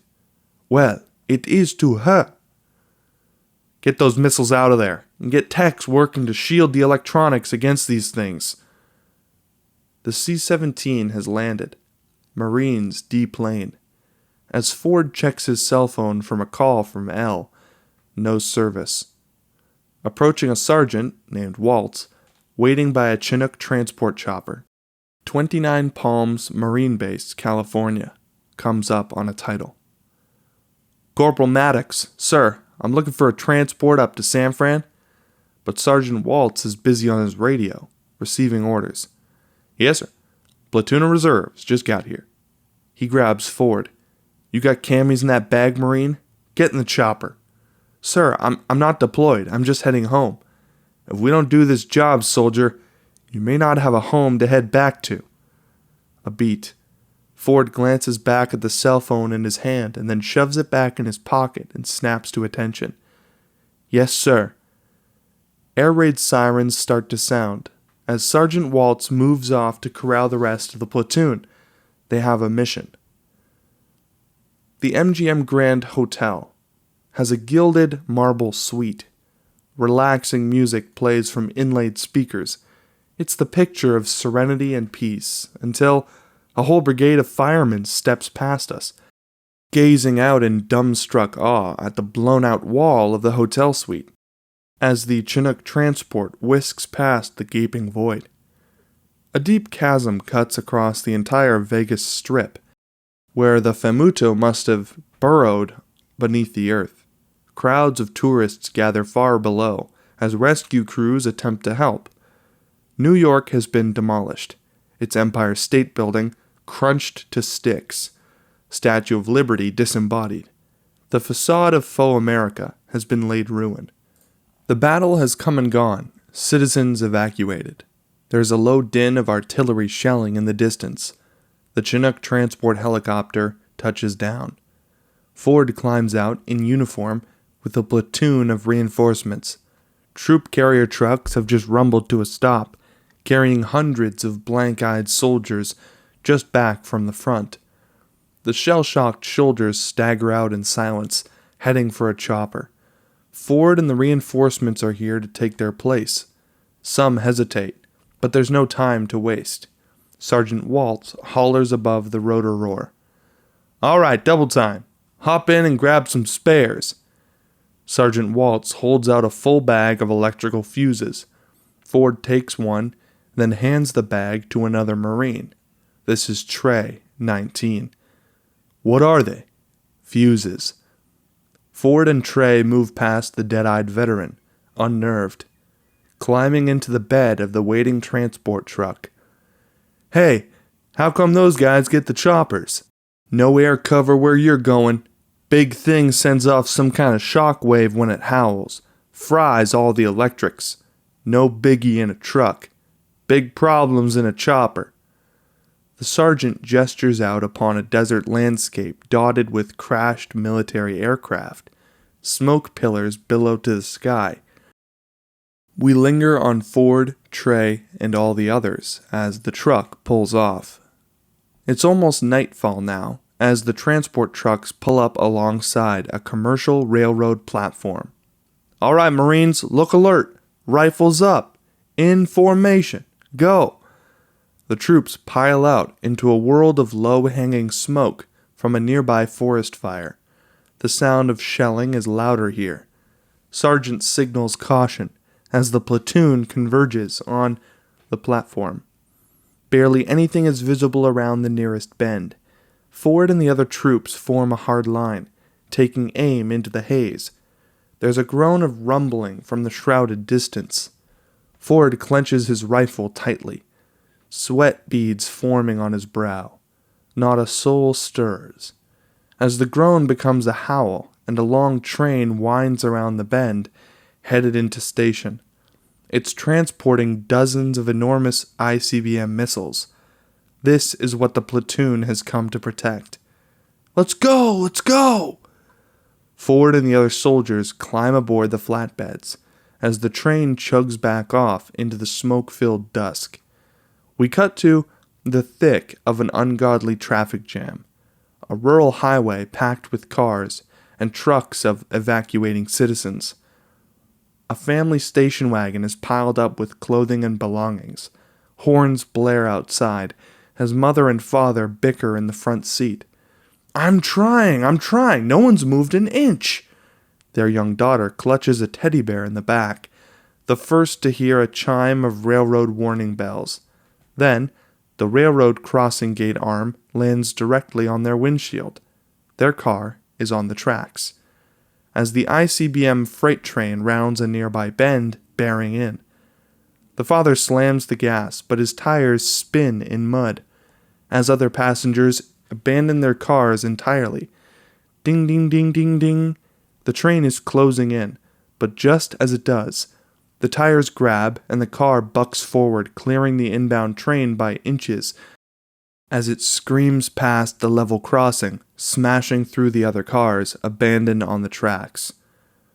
Ford standing guard aboard the ICBM Arsenal train. as it speeds past the highway, affording him a brief, full view of the Exodus, a line of vehicles stretching to the far horizon. Ford and Trey trade looks as the gravity sets in, the train drawing past a veil of trees, leaving the Exodus behind. Black smoke looms above the dense sequoia forest on either side of the tracks as the train winds up a mountainside. Weapons technicians are working on one ICBM warhead. They have access panels open. They are retrofitting it. The weapons tech shouts to his team, "All right, this one's shielded. Close her up. Let's get to the next one." Ford and his platoon stand guard alongside the giant ICBM, reacting nervously to the pound of artillery in the distance. "Don't look so worried. They're modding up these things to withstand Armageddon." To prove his point, the sergeant pounds his rifle butt against a giant ICBM fuselage. It clangs harmlessly. It echoes. Yet Ford and Trey look uneasy. They trade looks. Screech! The train jolts as it brakes to a stop outside a narrow railway tunnel through the rocky mountainside ahead. The sounds of battle are closer now. Dense smoke hangs low. The sergeant leans to his radio operator. "What's the status on the track ahead?" The radio operator tweaks his dials, scanning through waves of interference. A few crisp voices come through, filtered and distorted. "Mayday! Mayday! Mayday!" Then the sounds of screaming, then silence. Even the shelling in the distance stops. A long beat passes. Then static snaps the air like lightning, causing the train's lamps to go dark. The radio shorts out, too, leaving us in silence and darkness. The soldiers tense their bodies. Ford has been through this before. Instinctively, like a child in a lightning storm, he starts counting softly. 1 Mississippi, 2 Mississippi, 3 Mississippi. Trey, a city boy, just watches him unnerved. "What you doing, man?" "Summer storms. Mom used to say you could tell how far away it was by counting off between the lightning and the thunder." "How far is it?" Echoes from the distance, ricocheting from side to side across the mountain pass, the Fumuto's chilling howl. Soldiers stiffen, aiming their M16s in all directions, uncertain of where it came from. Trey glances at Ford, jittery. Then static snaps the air again. This time, Trey joins in counting with him. 1 Mississippi, 2 Mississippi, 3 Mississippi. The Fumuto's howl cuts them off again, louder this time. It's close. Ford regards the flashlight on his rifle, smoke threads from its burnt-out fuse. Ford uncaps it, replacing the burned fuse with his spare. The lights come on. Trey does the same. Sergeant Waltz rushes up to them. "Corporal, you saw these things before. Choose a friend and follow me." The train waits back outside the tunnel, its engineers busy replacing fuses in the engine, as a fire team of 4 Marines stalks cautiously into the pitch-dark tunnel. The sergeant and rifleman lead the way, Ford and Trey bringing up the rear. The sergeant signals for alert as his men arrive at the opposite end of the tunnel, stepping out onto a tall trestle bridge. It's a narrow steel-frame viaduct built high above a riverbed below. The bridge fades off into a thick haze above. Its other end is not visible. Down below, sounds of rushing water can be heard, but the river itself is shrouded in mist. "Fire assist. You check the tracks." "Ready? Come with me." The sergeant and rifleman hop a side rail and cautiously descend a steep path down the mountainside to the riverbed below. Ford and Trey glance ahead, uncertain. Behind them, a craggy mountain peak looms within the haze. Trey half kidding. "Some friend." They step forward slowly through the fog. Wide gaps stretch from slat to slat beneath their feet, giving on to nothing but mist below.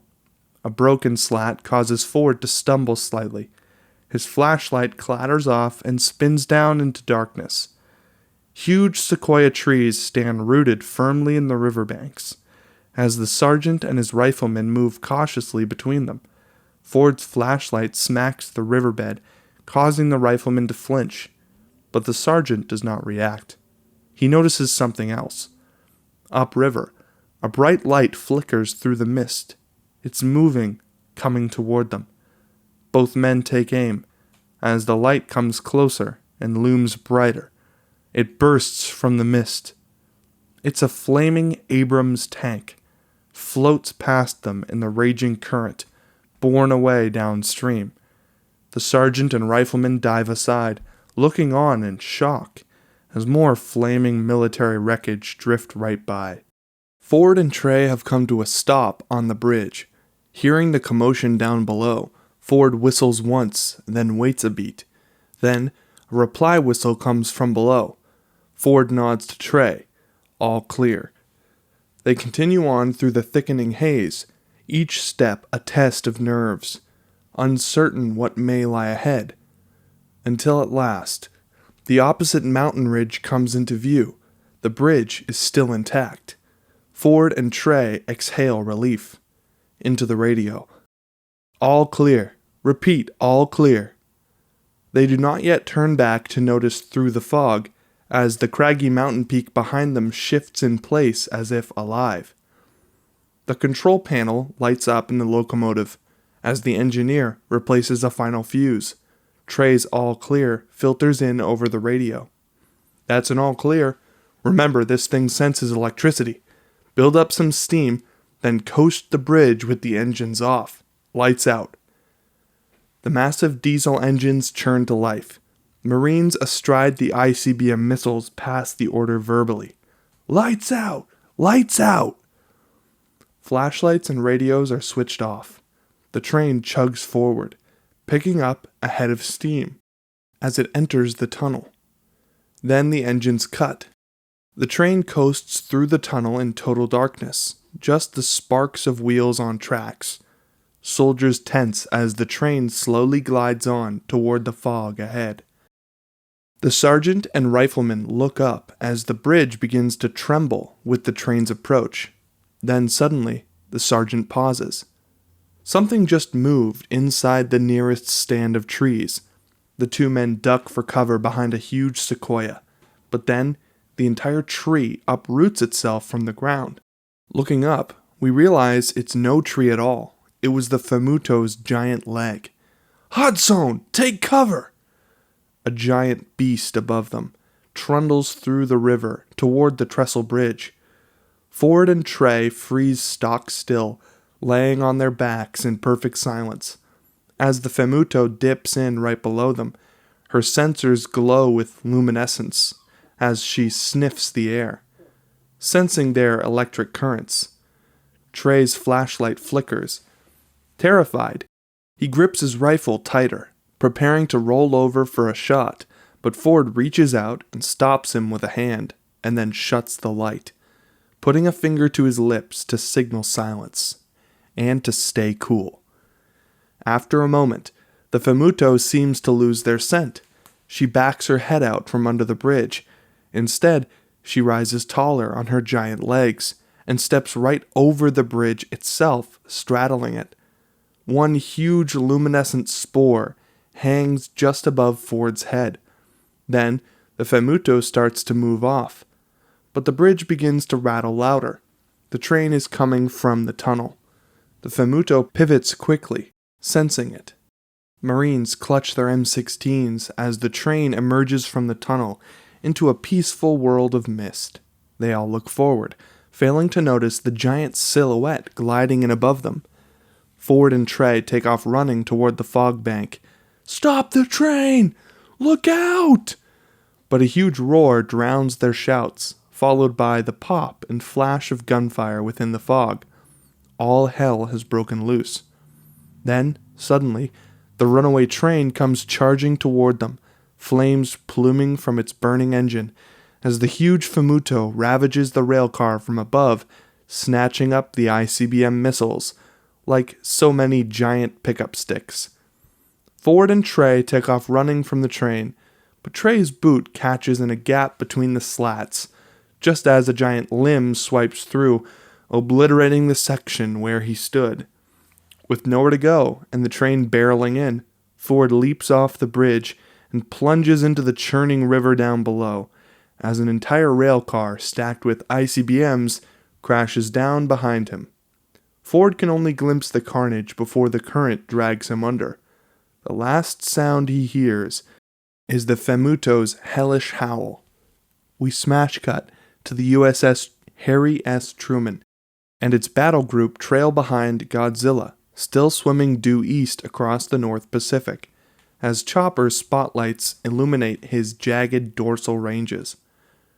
We superimpose the title, 500 miles west of California. Godzilla seems to be correcting course with each adjustment by the female Muto. The bad news registers with all concerned. At this rate, they'll both reach San Francisco Bay by sunup. And they will fight, and if she kills him, she will use his body as a host to reproduce. What are my options, gentlemen? We've already seen what damage one of these can do. Our nukes are much stronger these days than they were at Bikini Atoll. Are you insane? Nuclear weapons started this. They won't end it. I thought these things ate nukes for breakfast. The radiation, yes, but given a direct hit, the blast itself might well decimate them physically. But these things play havoc with our guidance systems. We fire off a nuke at them, it's just as likely to come back and land on us. Not if we get close enough on land. If we can somehow insert a hardened warhead on a timer. Are you actually suggesting we detonate a nuke on our own soil? Depending on wind speed and direction, and with a fast evacuation. Honda interrupts. This is madness. Never mind human risk. We're talking about balance of nature. Gojira is an alpha predator. Without him, there's no telling what else may come.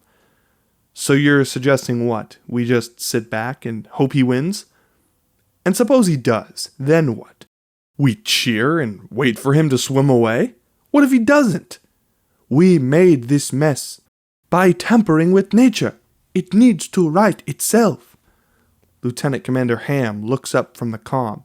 His face is pale. Sir, the train carrying our shielded arsenal has just gone missing. We have teams scouring the area, but we don't have time to retrofit another nuke. This registers. Get the city cleared regardless, and keep looking. Patch me through to NORAD in the White House. Elle and Reggie in the General Hospital are fast at work, triaging an influx of injured citizens back from the front. I'm looking for a Maddox, Elle. Elle barely hears it above the frenzied bustle. Without looking up, I'm a little busy here, but the medic chief calls back to his partner. Looks like we got a next of kin. Next of...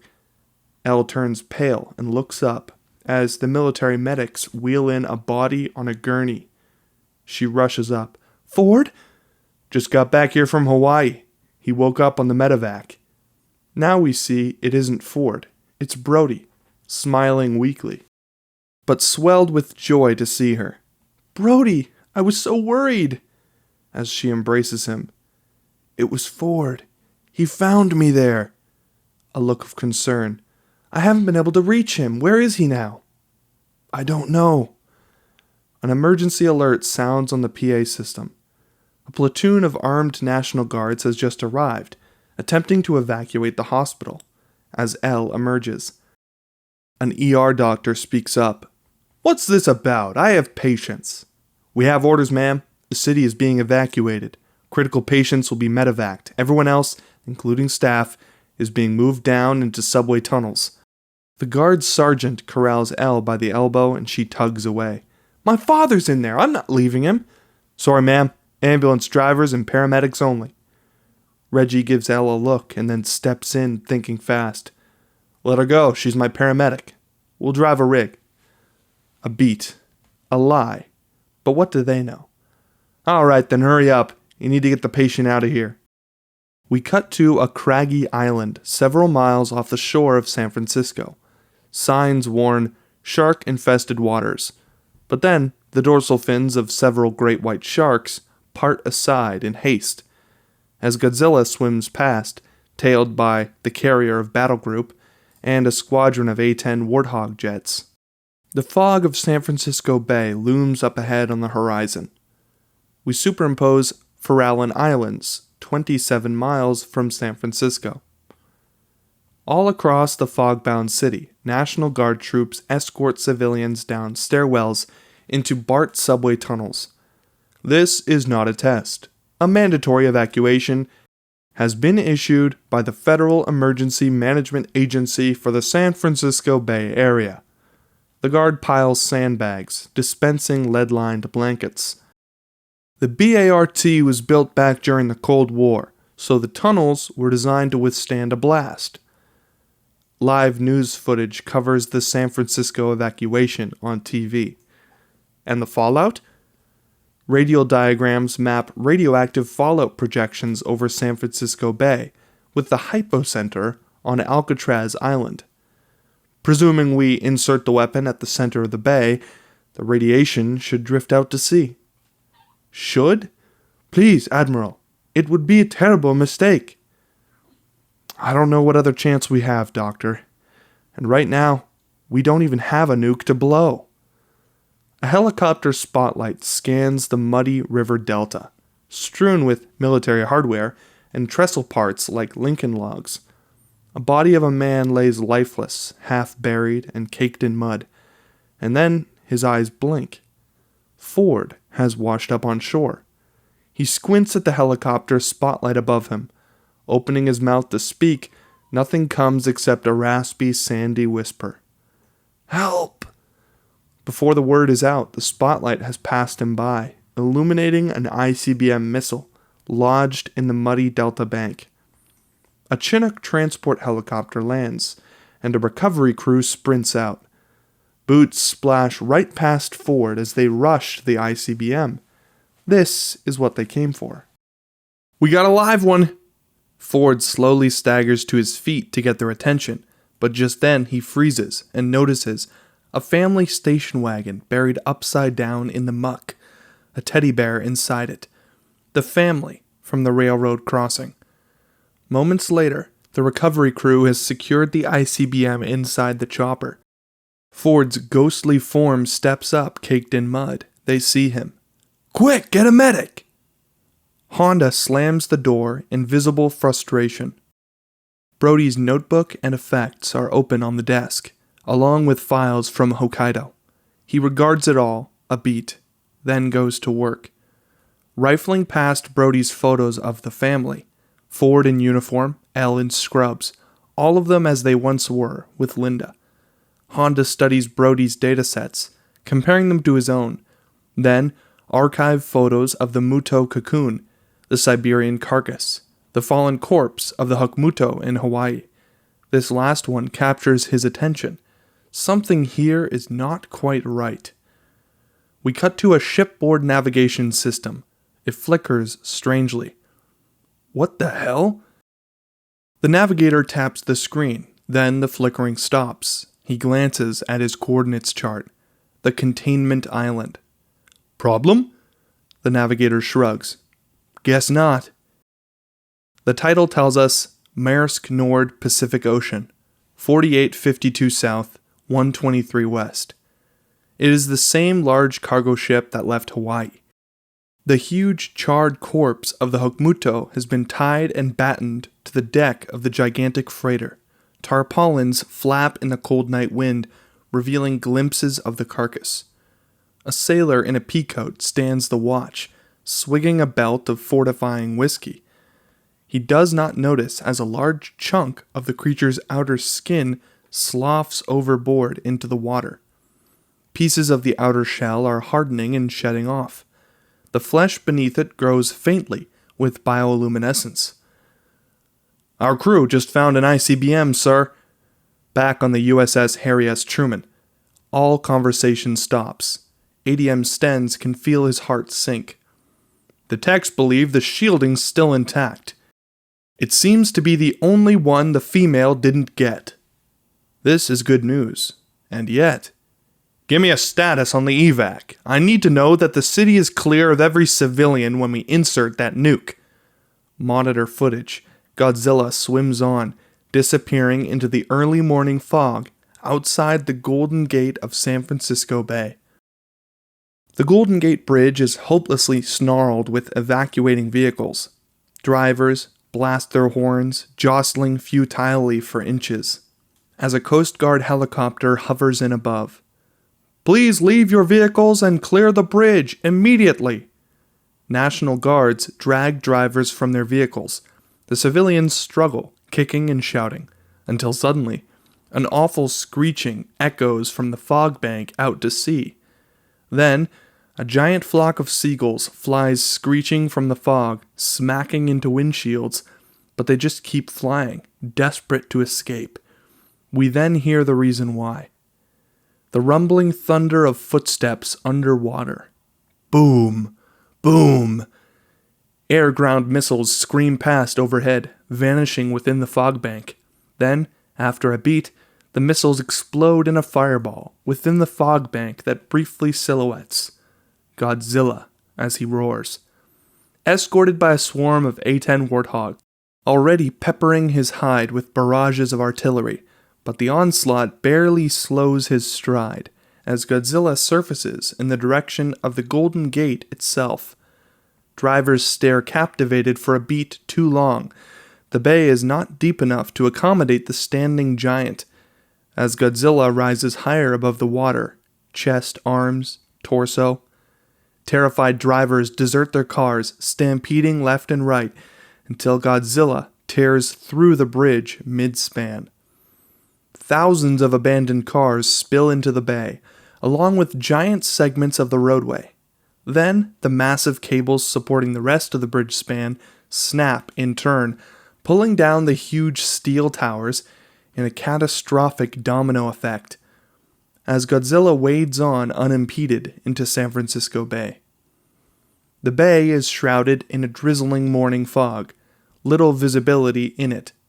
Godzilla hesitates a moment, trailing a mess of concrete and twisted steel.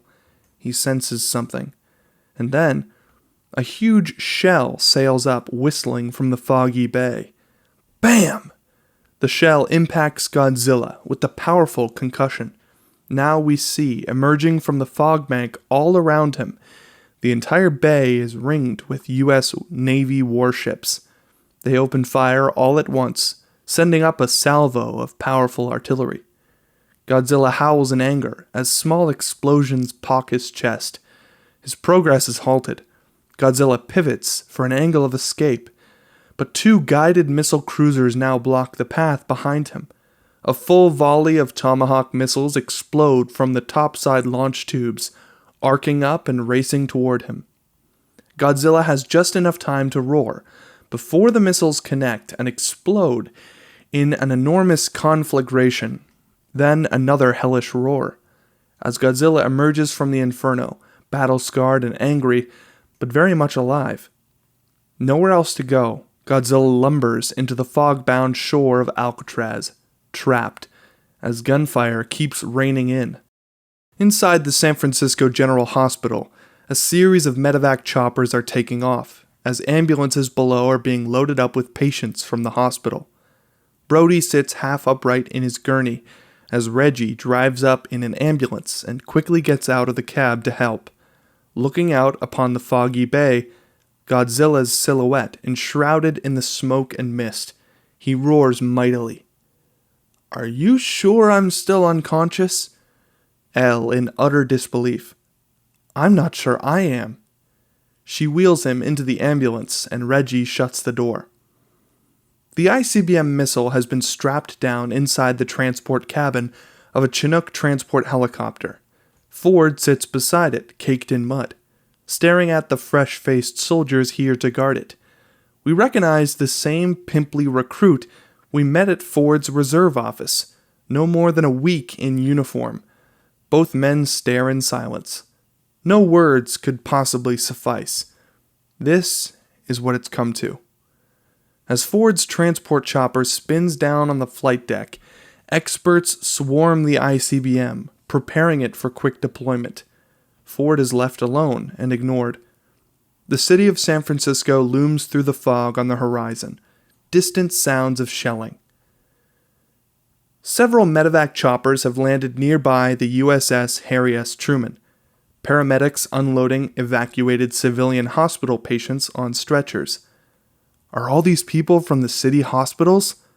Critical only. Other patients went out in buses. Everyone else is in the subway tunnels. Things were built to withstand Russian nukes. Let's hope they can survive our own. This resonates on Ford. He hadn't realized. We're using a nuke in San Francisco? I'm just a paramedic, man. You're the soldier. But I do have eyes. He nods across the deck where a team of weapons techs has boarded the transport with the ICBM, already lifting off, as Ford looks on in rising dread.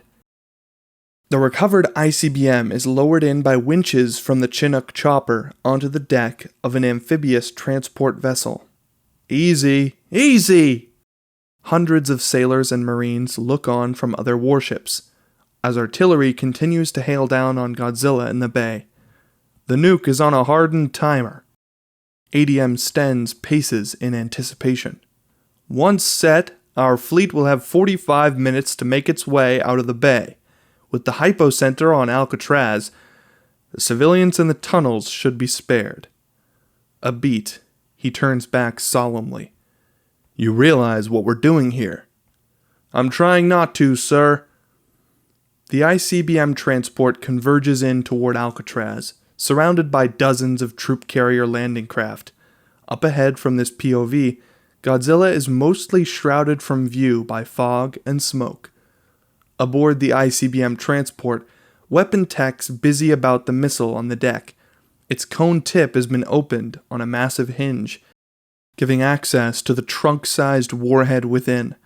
The techs dictate redundant protocols as they tweak dials, entering the launch code. Methodically, 69er Beta Z, repeating, 69er Beta Z.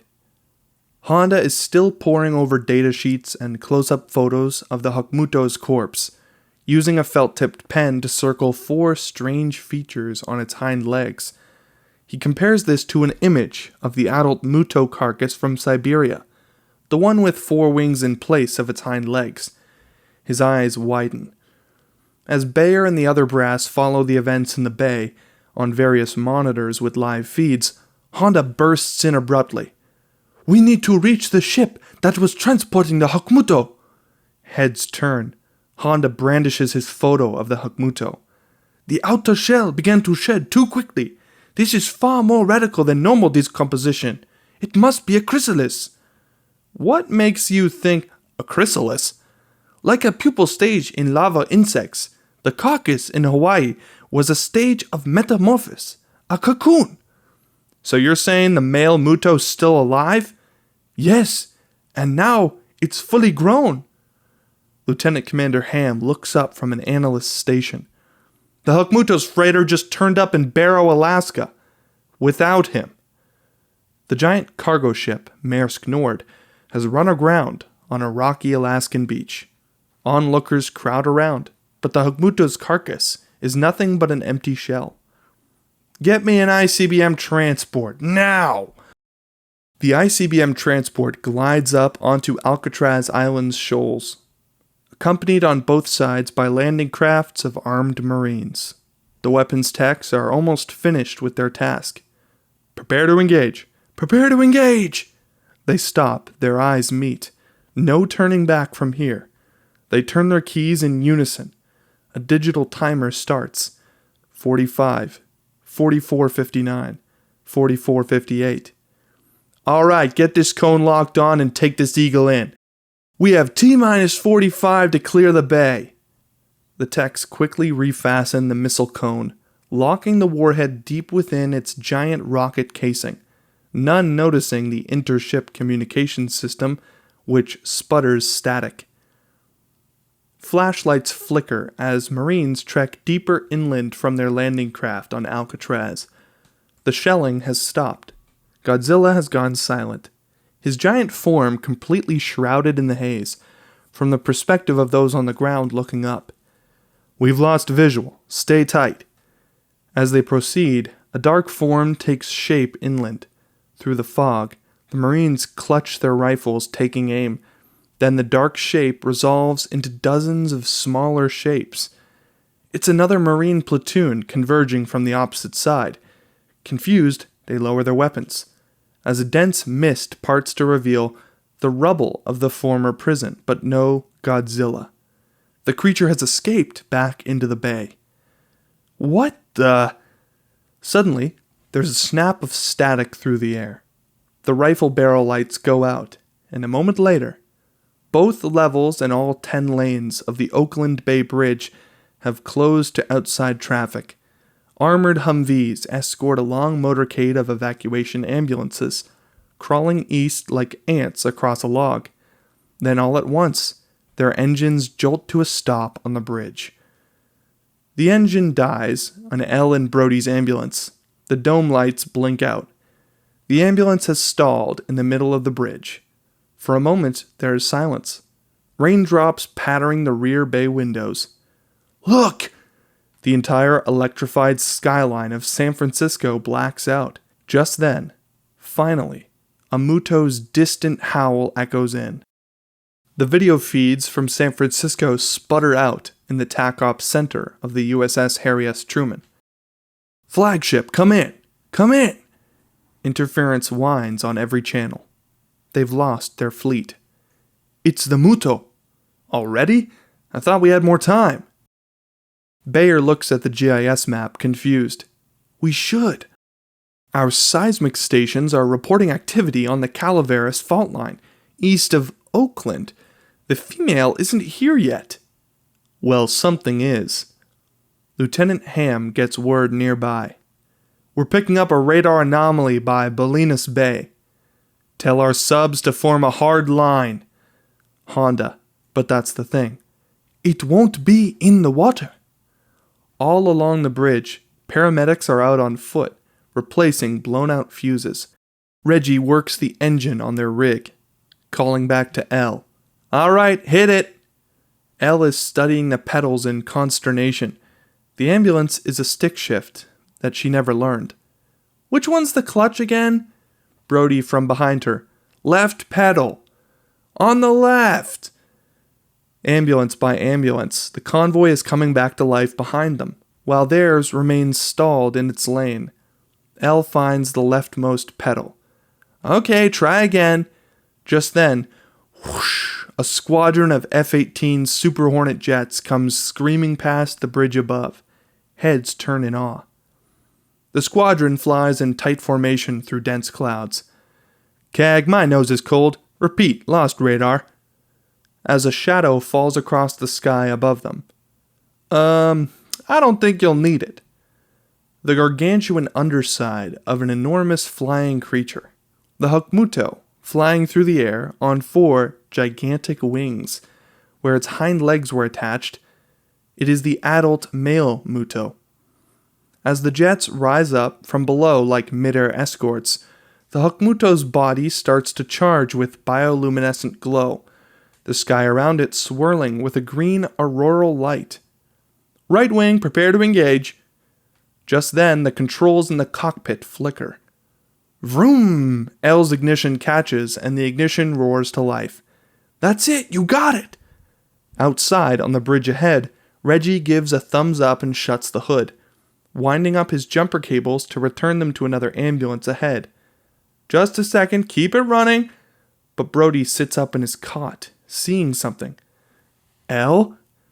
Just out the window, a fighter pilot floats down in an ejection seat, parachuting slowly, a captivating sight.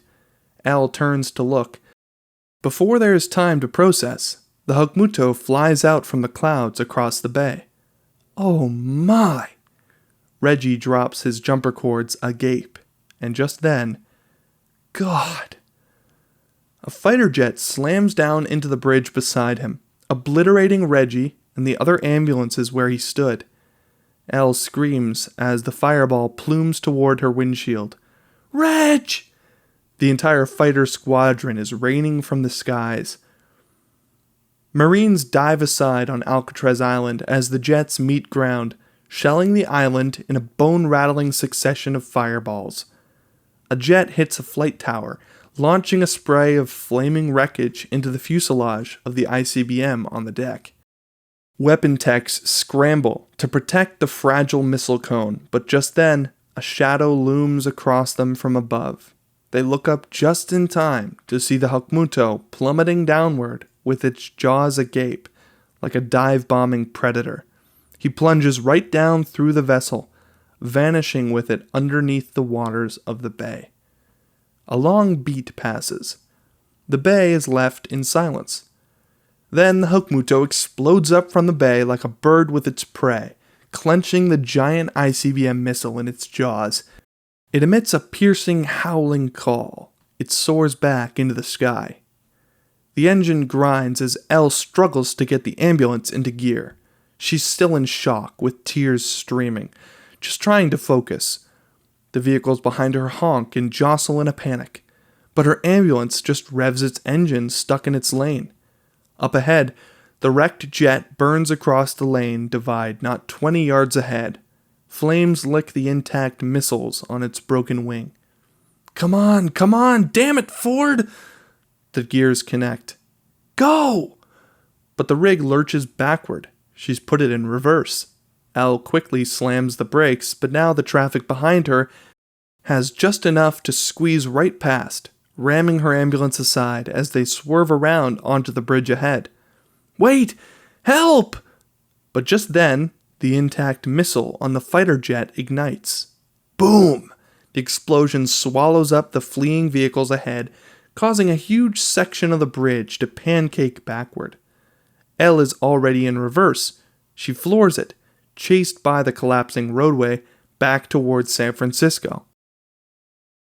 In downtown, a deserted intersection. A shadow falls from above. Then the ICBM missile crashes down onto the junction. It has been placed there by the Hokmuto, who has alighted, and now unleashes a deafening, blood-curdling howl to the skies. He is calling to his mate. This missile is her dowry. A long beat of silence passes. Then the ground rumbles. As the Hokmuto's howl echoes through the darkened tunnel, flares illuminate huddled masses of evacuated citizens. All eyes pan upward in suspense. Dust flutters from the ceiling. The Hokmuto is right above them, so it comes as a surprise when the entire platform buckles underneath them. Something else is rising from below. A parachute dangles from a lamppost as a downed pilot unbuckles his ejection seat, dropping to the sidewalk. The deserted street has been decked out with Asian lanterns and elaborate paper dragons for some interrupted festival. But there's no one left. The city is completely quiet. A police car rolls past the nearest intersection. The downed pilot shouts, "Hey, over here!" He takes off, chasing it around the corner. But the police car swerves out of control and jumps a sidewalk, crashing to a pole. The pilot races up. Confused, the police car is completely empty. It's slid here. And now the pilot glances up the street to see more abandoned vehicles sliding toward him, some fishtailing, skidding sidewalks, as the street itself bulges like a wave. Spooked by this, the pilot backs away and sees the wave is traveling toward the giant ICBM missile. Huge cracks spiderweb the asphalt underneath as the wave arrives. The entire intersection dips down like a bowl, then starts to fracture, swallowing the ICBM from below. From high above the intersection, the Hokmuto is perched between two high-rise office towers, his wings wrapped around them like a pair of flimsy stilts. Huge chunks of concrete dislodge, crashing to the street below, as the Hokmuto unleashes another howling call. The downed pilot clambers to flee, but the ground gives way beneath him, swallowing the entire ICBM in a giant sinkhole. Dust and debris blast upward. Then, the Femmuto raises her enormous body from the void, With the ICBM in her massive jaws, she howls up at her mate.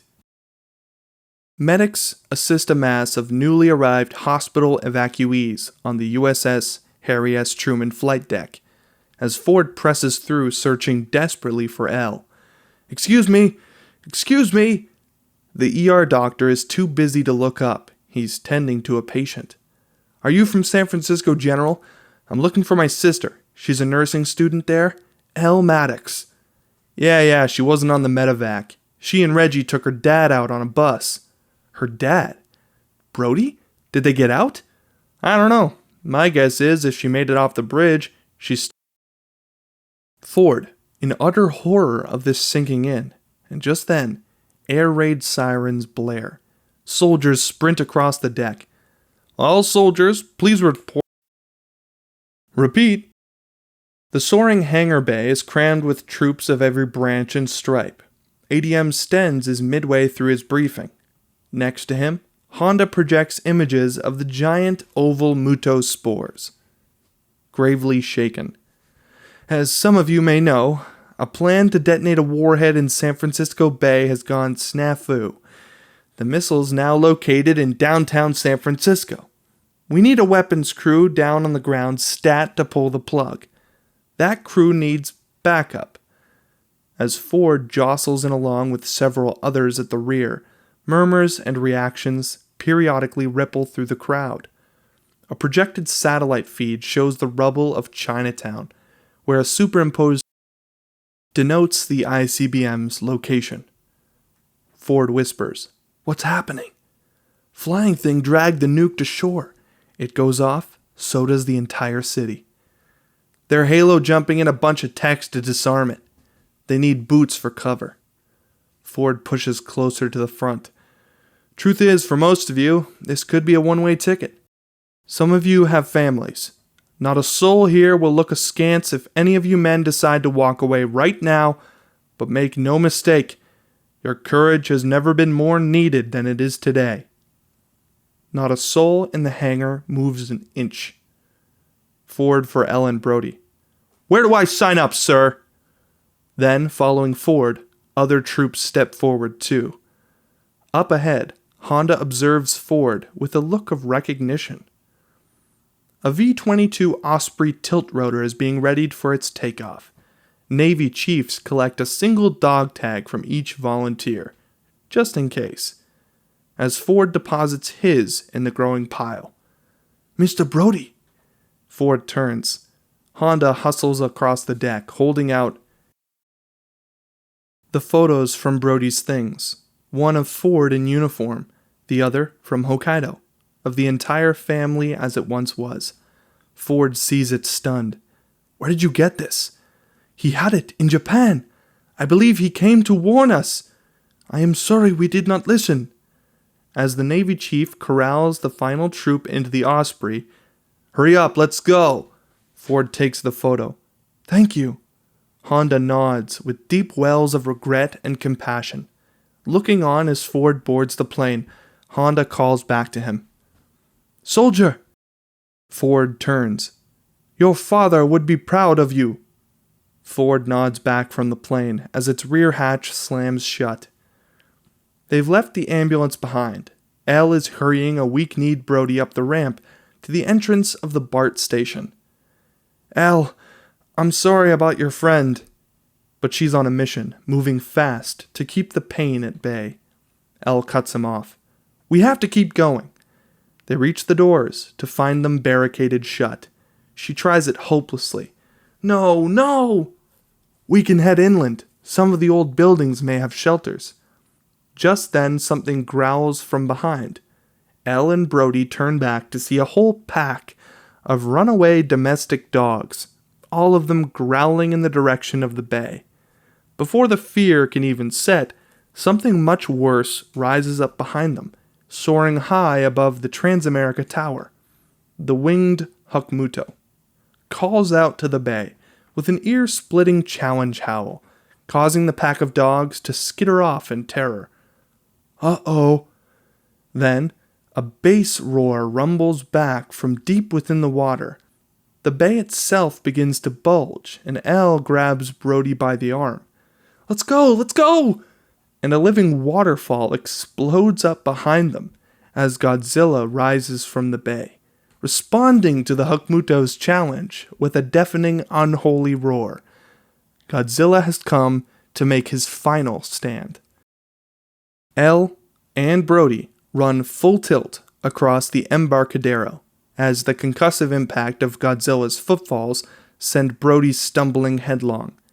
Elle stops to help him get to his feet. "Go without me!" But now she looks him in the eyes, tears in her own. "Not a goddamn chance!" High above them, the Hokmuto is swooping in to meet Godzilla. Godzilla quickens his pace, almost running to engage the flying parasite. Just as Elle and Brody are caught between the two, they dive through the doors of the Transamerica Tower, as the creatures clash together right outside behind them. We hard cut to the family photo Brody rescued from Hokkaido. Tattered, but still somehow intact. Ford holds it in his fist. Then he tucks it in the Velcro pocket of his jumpsuit. The plane is filled with soldiers in Halo jump gear, all of them performing similarly sentimental rituals. Only the drone of engines can be heard as a priest shouts prayers from the Bible. A jump sergeant is repeating orders, drowning out the prayer. "And he will send his angels with great trumpets. One more time, no shoot release until below 1,000 feet. Locate the ICBM, cover the techs while they deactivate the warhead." A deafening blast of air cuts this short as the rear bay doors glide open. It is shockingly loud. Jump masters guide the Halo jumpers, one by one, out into the great beyond. Ford reaches his turn and just begins to intake a breath when the jump sergeant shoves him out of the bay before he can. 25,000 feet above this city, the world is quiet. Just the peaceful whistle of thin air above the clouds. Hundreds of soldiers freefall from the sky. As Ford sails down past dense cloud cover, the city of San Francisco draws into view below. From Ford's point of view, the damage wrought is mind-boggling. Fire blazes through plumes of smoke. A huge wake of destruction cuts through the Embarcadero and up Telegraph Hill, where the Famuto sits in her nest, as Godzilla and the Hokmuto battle amidst the city's high-rises. It is a fair fight, but not an even one.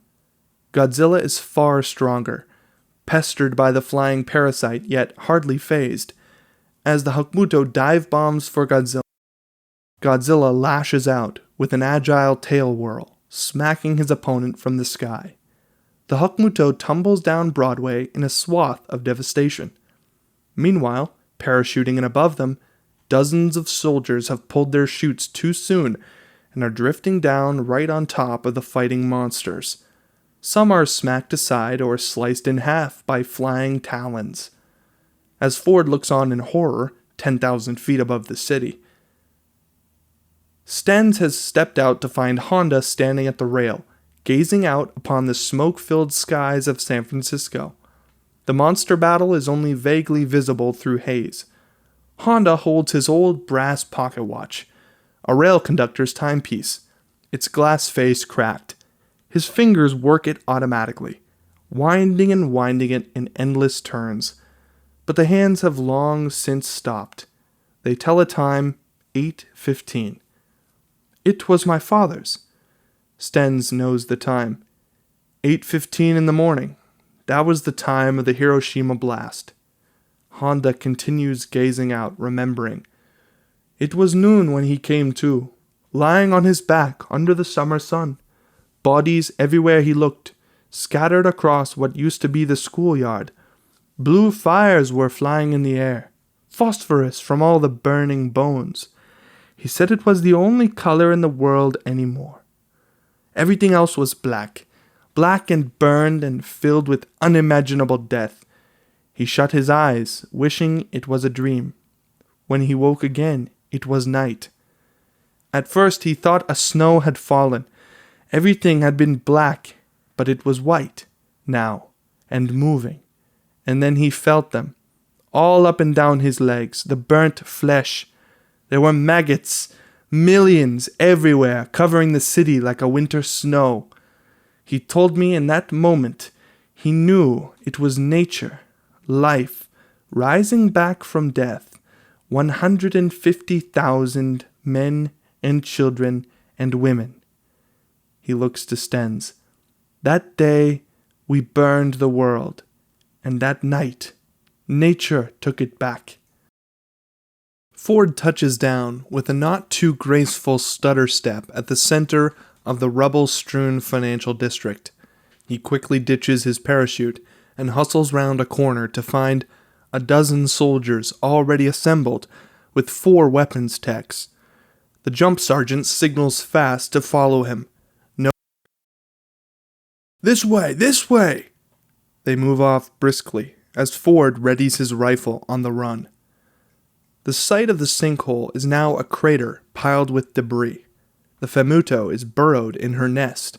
Secretion oozes, encrusting the ICBM and her bioluminescent spore. Eerily, electricity around the female sparks and flickers with sporadic life. A car radio sputters out discordant pop. More soldiers are now converging from all sides of the wide intersection, trading forlorn looks. Ford glances to the sergeant. What now? Godzilla pins the Hokuto against a large multi-story car park, pummeling him brutally, until the structure collapses, burying the parasite in rubble. Looming over the Hokuto, Godzilla opens his mouth as wide as it will go, emitting a turbulence current of shimmering thermal waves.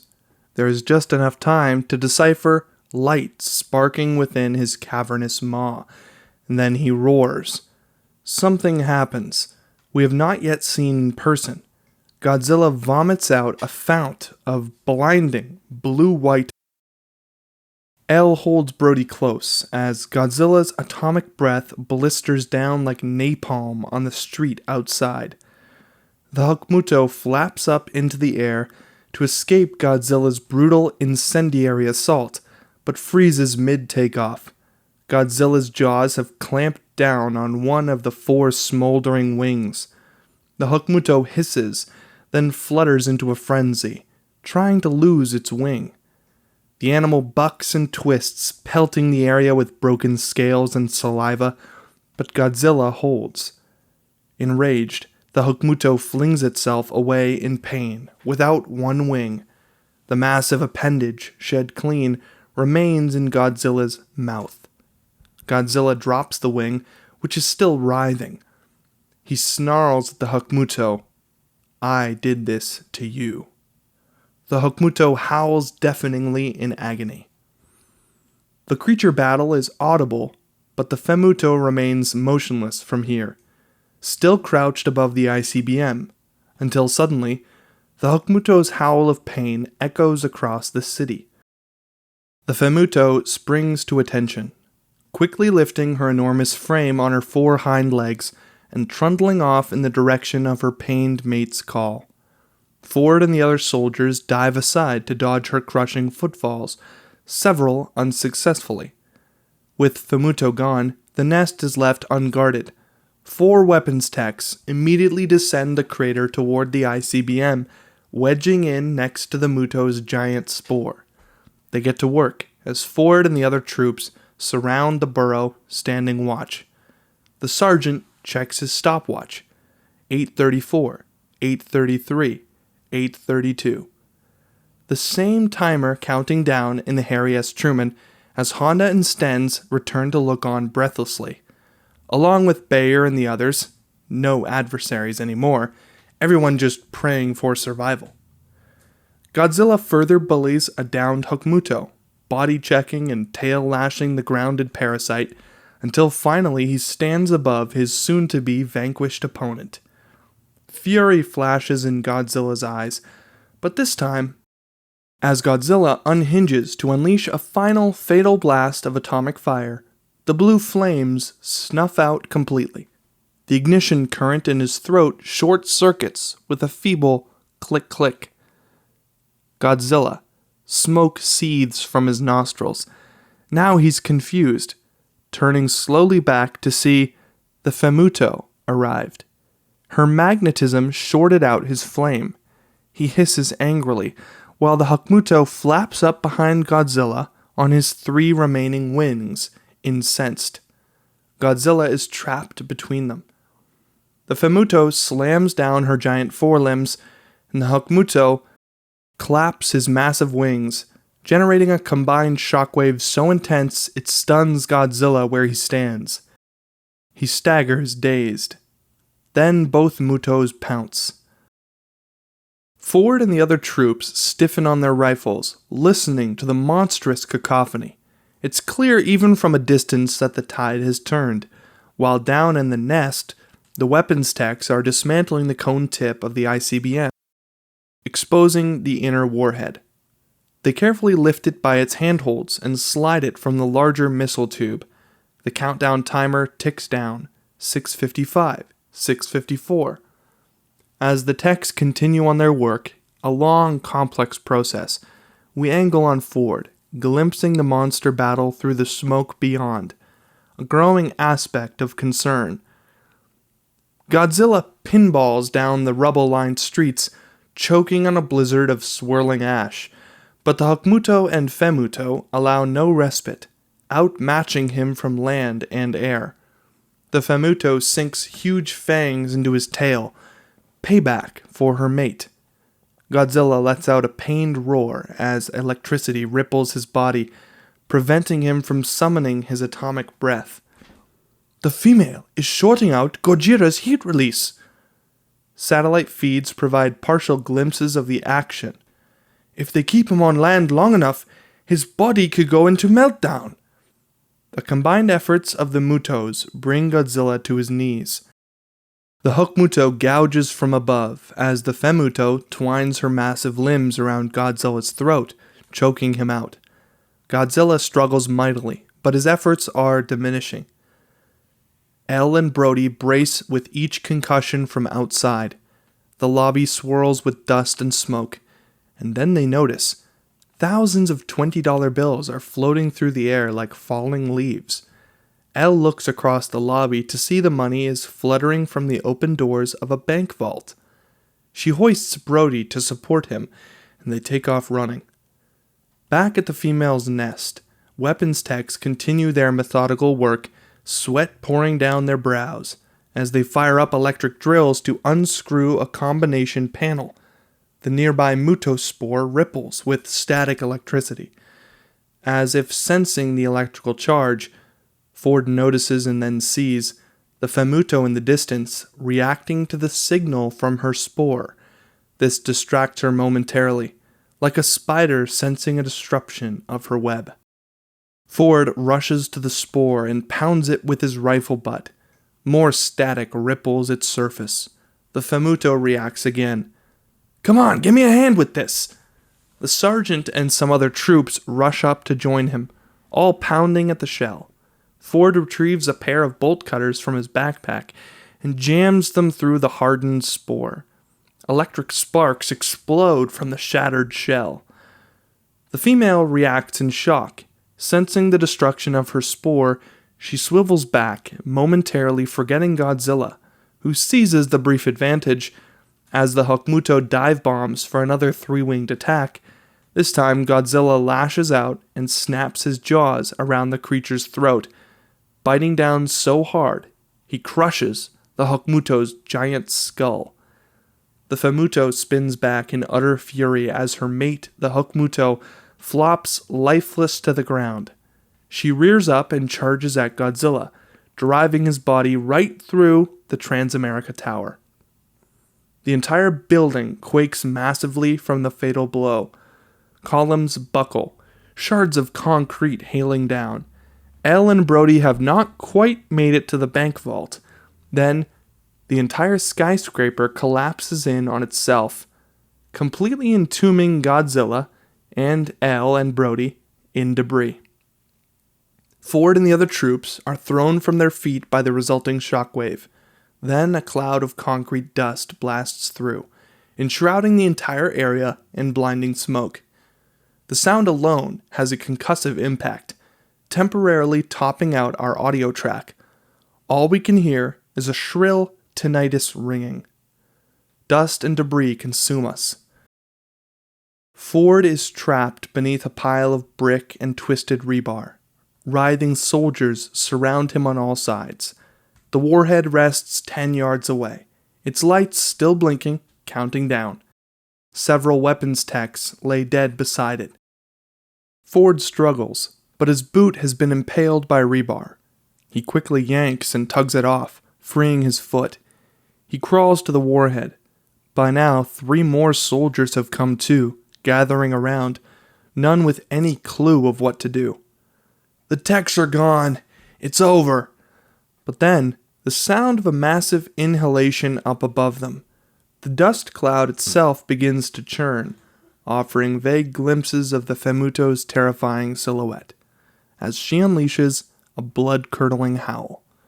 A hurricane-forced blast of air blows right through the dust and smoke, clearing the sky above the intersection. And then, the Femuto pounces on her burrow. Dozens of soldiers open fire futilely as she swipes and stomps them. She finds her spore destroyed. The ICBM tube is empty. Its warhead has been removed. From Ford's point of view, a swath of buildings have just been flattened, giving onto a clear path, San Francisco Bay, just down the hill. He looks to the warhead. The Femuto hasn't seen it yet. Quick, the bay!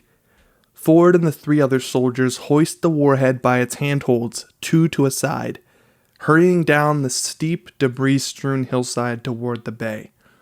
The Femuto quickly pivots on her feet, sensing the escaping radiation of the warhead. Sparks fly off the bottom chassis of the warhead as Ford and the soldiers drag it, bumping down the pier and onto the deck of a Sea Bay tours boat, tied up in a slip. Ford runs into the cabin. The keys hang in the ignition. The engine revs to life. Ford jams the throttle, but the boat just lurches forward to a stop. It's still hitched to the dock line. Ford leaps out, scrambling for the dock line, but just then, the tour boat's engine shorts out with a sizzling spark. The dock line goes lax. The Femuto has arrived, towering above the wharf. Static flickers across her hide, shorting out the tour boat's engines. On the tour boat, the other soldiers open fire, unloading their M16s in a final, futile hail of glory. But the Femuto casually clears them all with a single fatal swipe, shearing the covered top clean off the tour boat. Ford is left alone, stranded on the dock. His M16 runs out of ammo. Then he drops it limply and slumps, exhausted to his knees. The battle is over. The Femuto lowers in, her enormous head sniffing at him. Sensing Ford by electroreceptivity, saliva oozes from her fangs. Ford has no place left to go. Nothing left to do but face this monster nose to nose and glare. But just then, Ford's expression shifts, almost a hint of a smile, sensing something there behind her. To himself, in disbelief, King of the fucking monsters. As the Femuto unhinges her ungodly, slavering jaws to roar, the roar of another monster cuts her off instead, drowning out her feeble howl with a deafening, commanding bellow, accompanied by blistering waves of heat. It is Godzilla, king of monsters. Swaying on his feet behind the female, bleeding and battered, many of his dorsal plates cracked or broken off completely, like a 12th round boxer ready for his final stand. If the Femuto could make an "oh shit" expression, it would be right now, as wham! Godzilla swipes clean through the Femuto with a single fatal blow, snapping the head clean off her neck. The enormous parasite crumples, crashing to the wharf, deceased.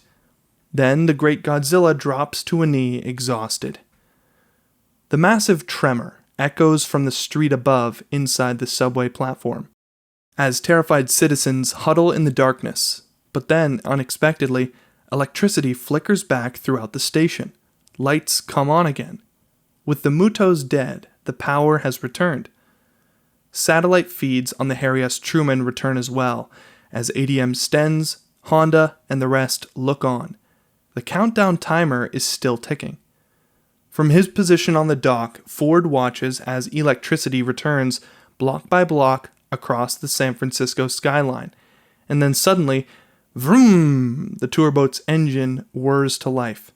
The boat jolts forward, pulling taut again against its dock line. Ford, startled, reaches out, slips the dock line free, and the tour boat shoots out onto the waters of the bay, racing fast away from shore carrying the warhead. But will it be fast enough? On the geospatial map, a red dot follows the location of the warhead as it travels out into the bay. Its blast radius creeps out with it, receding toward the city's edge, but still encircling the downtown area of San Francisco as 19, 18, 17. Godzilla has collapsed to a pile of rubble, completely spent. His breathing wheezes painfully with every exhalation. We angle on Ford. He slumps back too, barely strong enough to turn his head, but his eyes allow one final look upon Godzilla. Somehow, unexpectedly, his comrade in arms. Then Ford remembers something. He reaches for the Velcro pocket in his jumpsuit. Exactly then, the countdown timer detonates in a flash of blinding light, silence, and whiteness. Then, gradually, ever so faintly, colors coming into view, the outlines of shapes resolving, faces in a picture. It's the Maddox Brady family portrait. Ford grips it tightly in his fist, shielding his eyes from the light, as the last whiteness gradually dissolves to reveal an epic mushroom cloud billowing up across the bay. Ford is alive. The city has been spared. And now, Godzilla's great chest heaves slightly and then almost seems to stop. Ford's eyes shut too, and at last he passes out. We fade to black. A new day appears, a city in ruins, but slowly coming back to life. Fire crews douse flames, Red Cross workers help citizens from BART tunnels. Bucket brigades of volunteers scour wreckage for survivors. Officials and civilians have come together to gather near the fallen body of Godzilla. Honda and Stens are among them, standing above the ailing king as National Guards keep civilians back. TV news reporters deliver their take to camera. In a city spared from fallout by prevailing winds, many feel another force of nature protected them today, gathering here to witness the fallen creature in what may be well its dying throes. The same reporters on TVs. As injured soldiers watch them, veterans are being bandaged up. Ford sits among them, battered, bruised, but still intact. And yet for him, the worst may not be over. He's on his phone. It's ringing. He's trying to reach Elle. The recording of Elle. You missed Elle. Leave me something beautiful. Beep. But Ford has no words left. His tears begin to fall. Quiet! One of the rescue workers shout. In the wrecked financial district, a bucket brigade is scouring the wreckage. Quiet! Silence falls, and then we hear it. From beneath the rubble, the buzzing of a phone. Later, other veterans have families at bedsides. Grateful, emotional reunions are underway, but Ford has not stopped calling Elle, and yet, still nothing. Just silence on the line. If you are satisfied with your message, you may hang up now. To continue recording, press 1. To erase and re-record, Ford at last hangs up and gives up. He shuts his eyes. Hey! Elle, standing at the doorway next to Brody, beaming back at him. Ford leaps to his feet and the family crashes in together. No words are spoken. None are needed. Tears fall as they embrace. A family again. Look! He's moving! Back on the fisherman's wharf, debris tumbles aside as Godzilla suddenly exhales a massive breath. His chest heaves. He's awaking. The crowd of onlookers staggers back, gaping on in awe, as Godzilla slowly rises from the rubble, standing tall. Honda watches from below in wonderment and awe. This perfect avatar of nature, resilient after all. All across the city, citizens make their way out onto half-caved rooftops and piles of smoldering debris, holding hands and watching, some even rousing in a cheer. As Godzilla trudges toward the bay, the ground rumbles with each earth-shaking footstep. Boom, boom, boom. In the military hospital, the same footage broadcasts live on TV news as doctors, patients, and families gather close to watch. Every eye in the hospital is wrapped, except for Ford, Elle, and Brody. Theirs are shut too tightly. As they continue to embrace, nothing outside could possibly be more important. Godzilla's mountainous silhouette sinks back beneath the surf of the Pacific Ocean, swallowed by a brilliant orange sunset. The churning waters settle back to stillness. It could be a photo. Nothing moves. We are left exactly where we began. Nature is at peace. The end. Very much hope you enjoyed Godzilla 2014. This one was a blast to record. I thought it was actually quite good. Look out on the channel for a movie review, which will just be a short summary and my thoughts on the deeper, maybe missed aspects of the script that either didn't make it to screen or didn't resonate while watching the movie directly. I always appreciate you guys leaving comments below with what you would like the next movie reading to be. There are quite a few suggestions in the pipeline, but I'm trying to get to all of them. Lastly, I really appreciate that you guys subscribe to the channel if you like this content, and like the video so others can find it in the future. As always, see you in the next movie reading.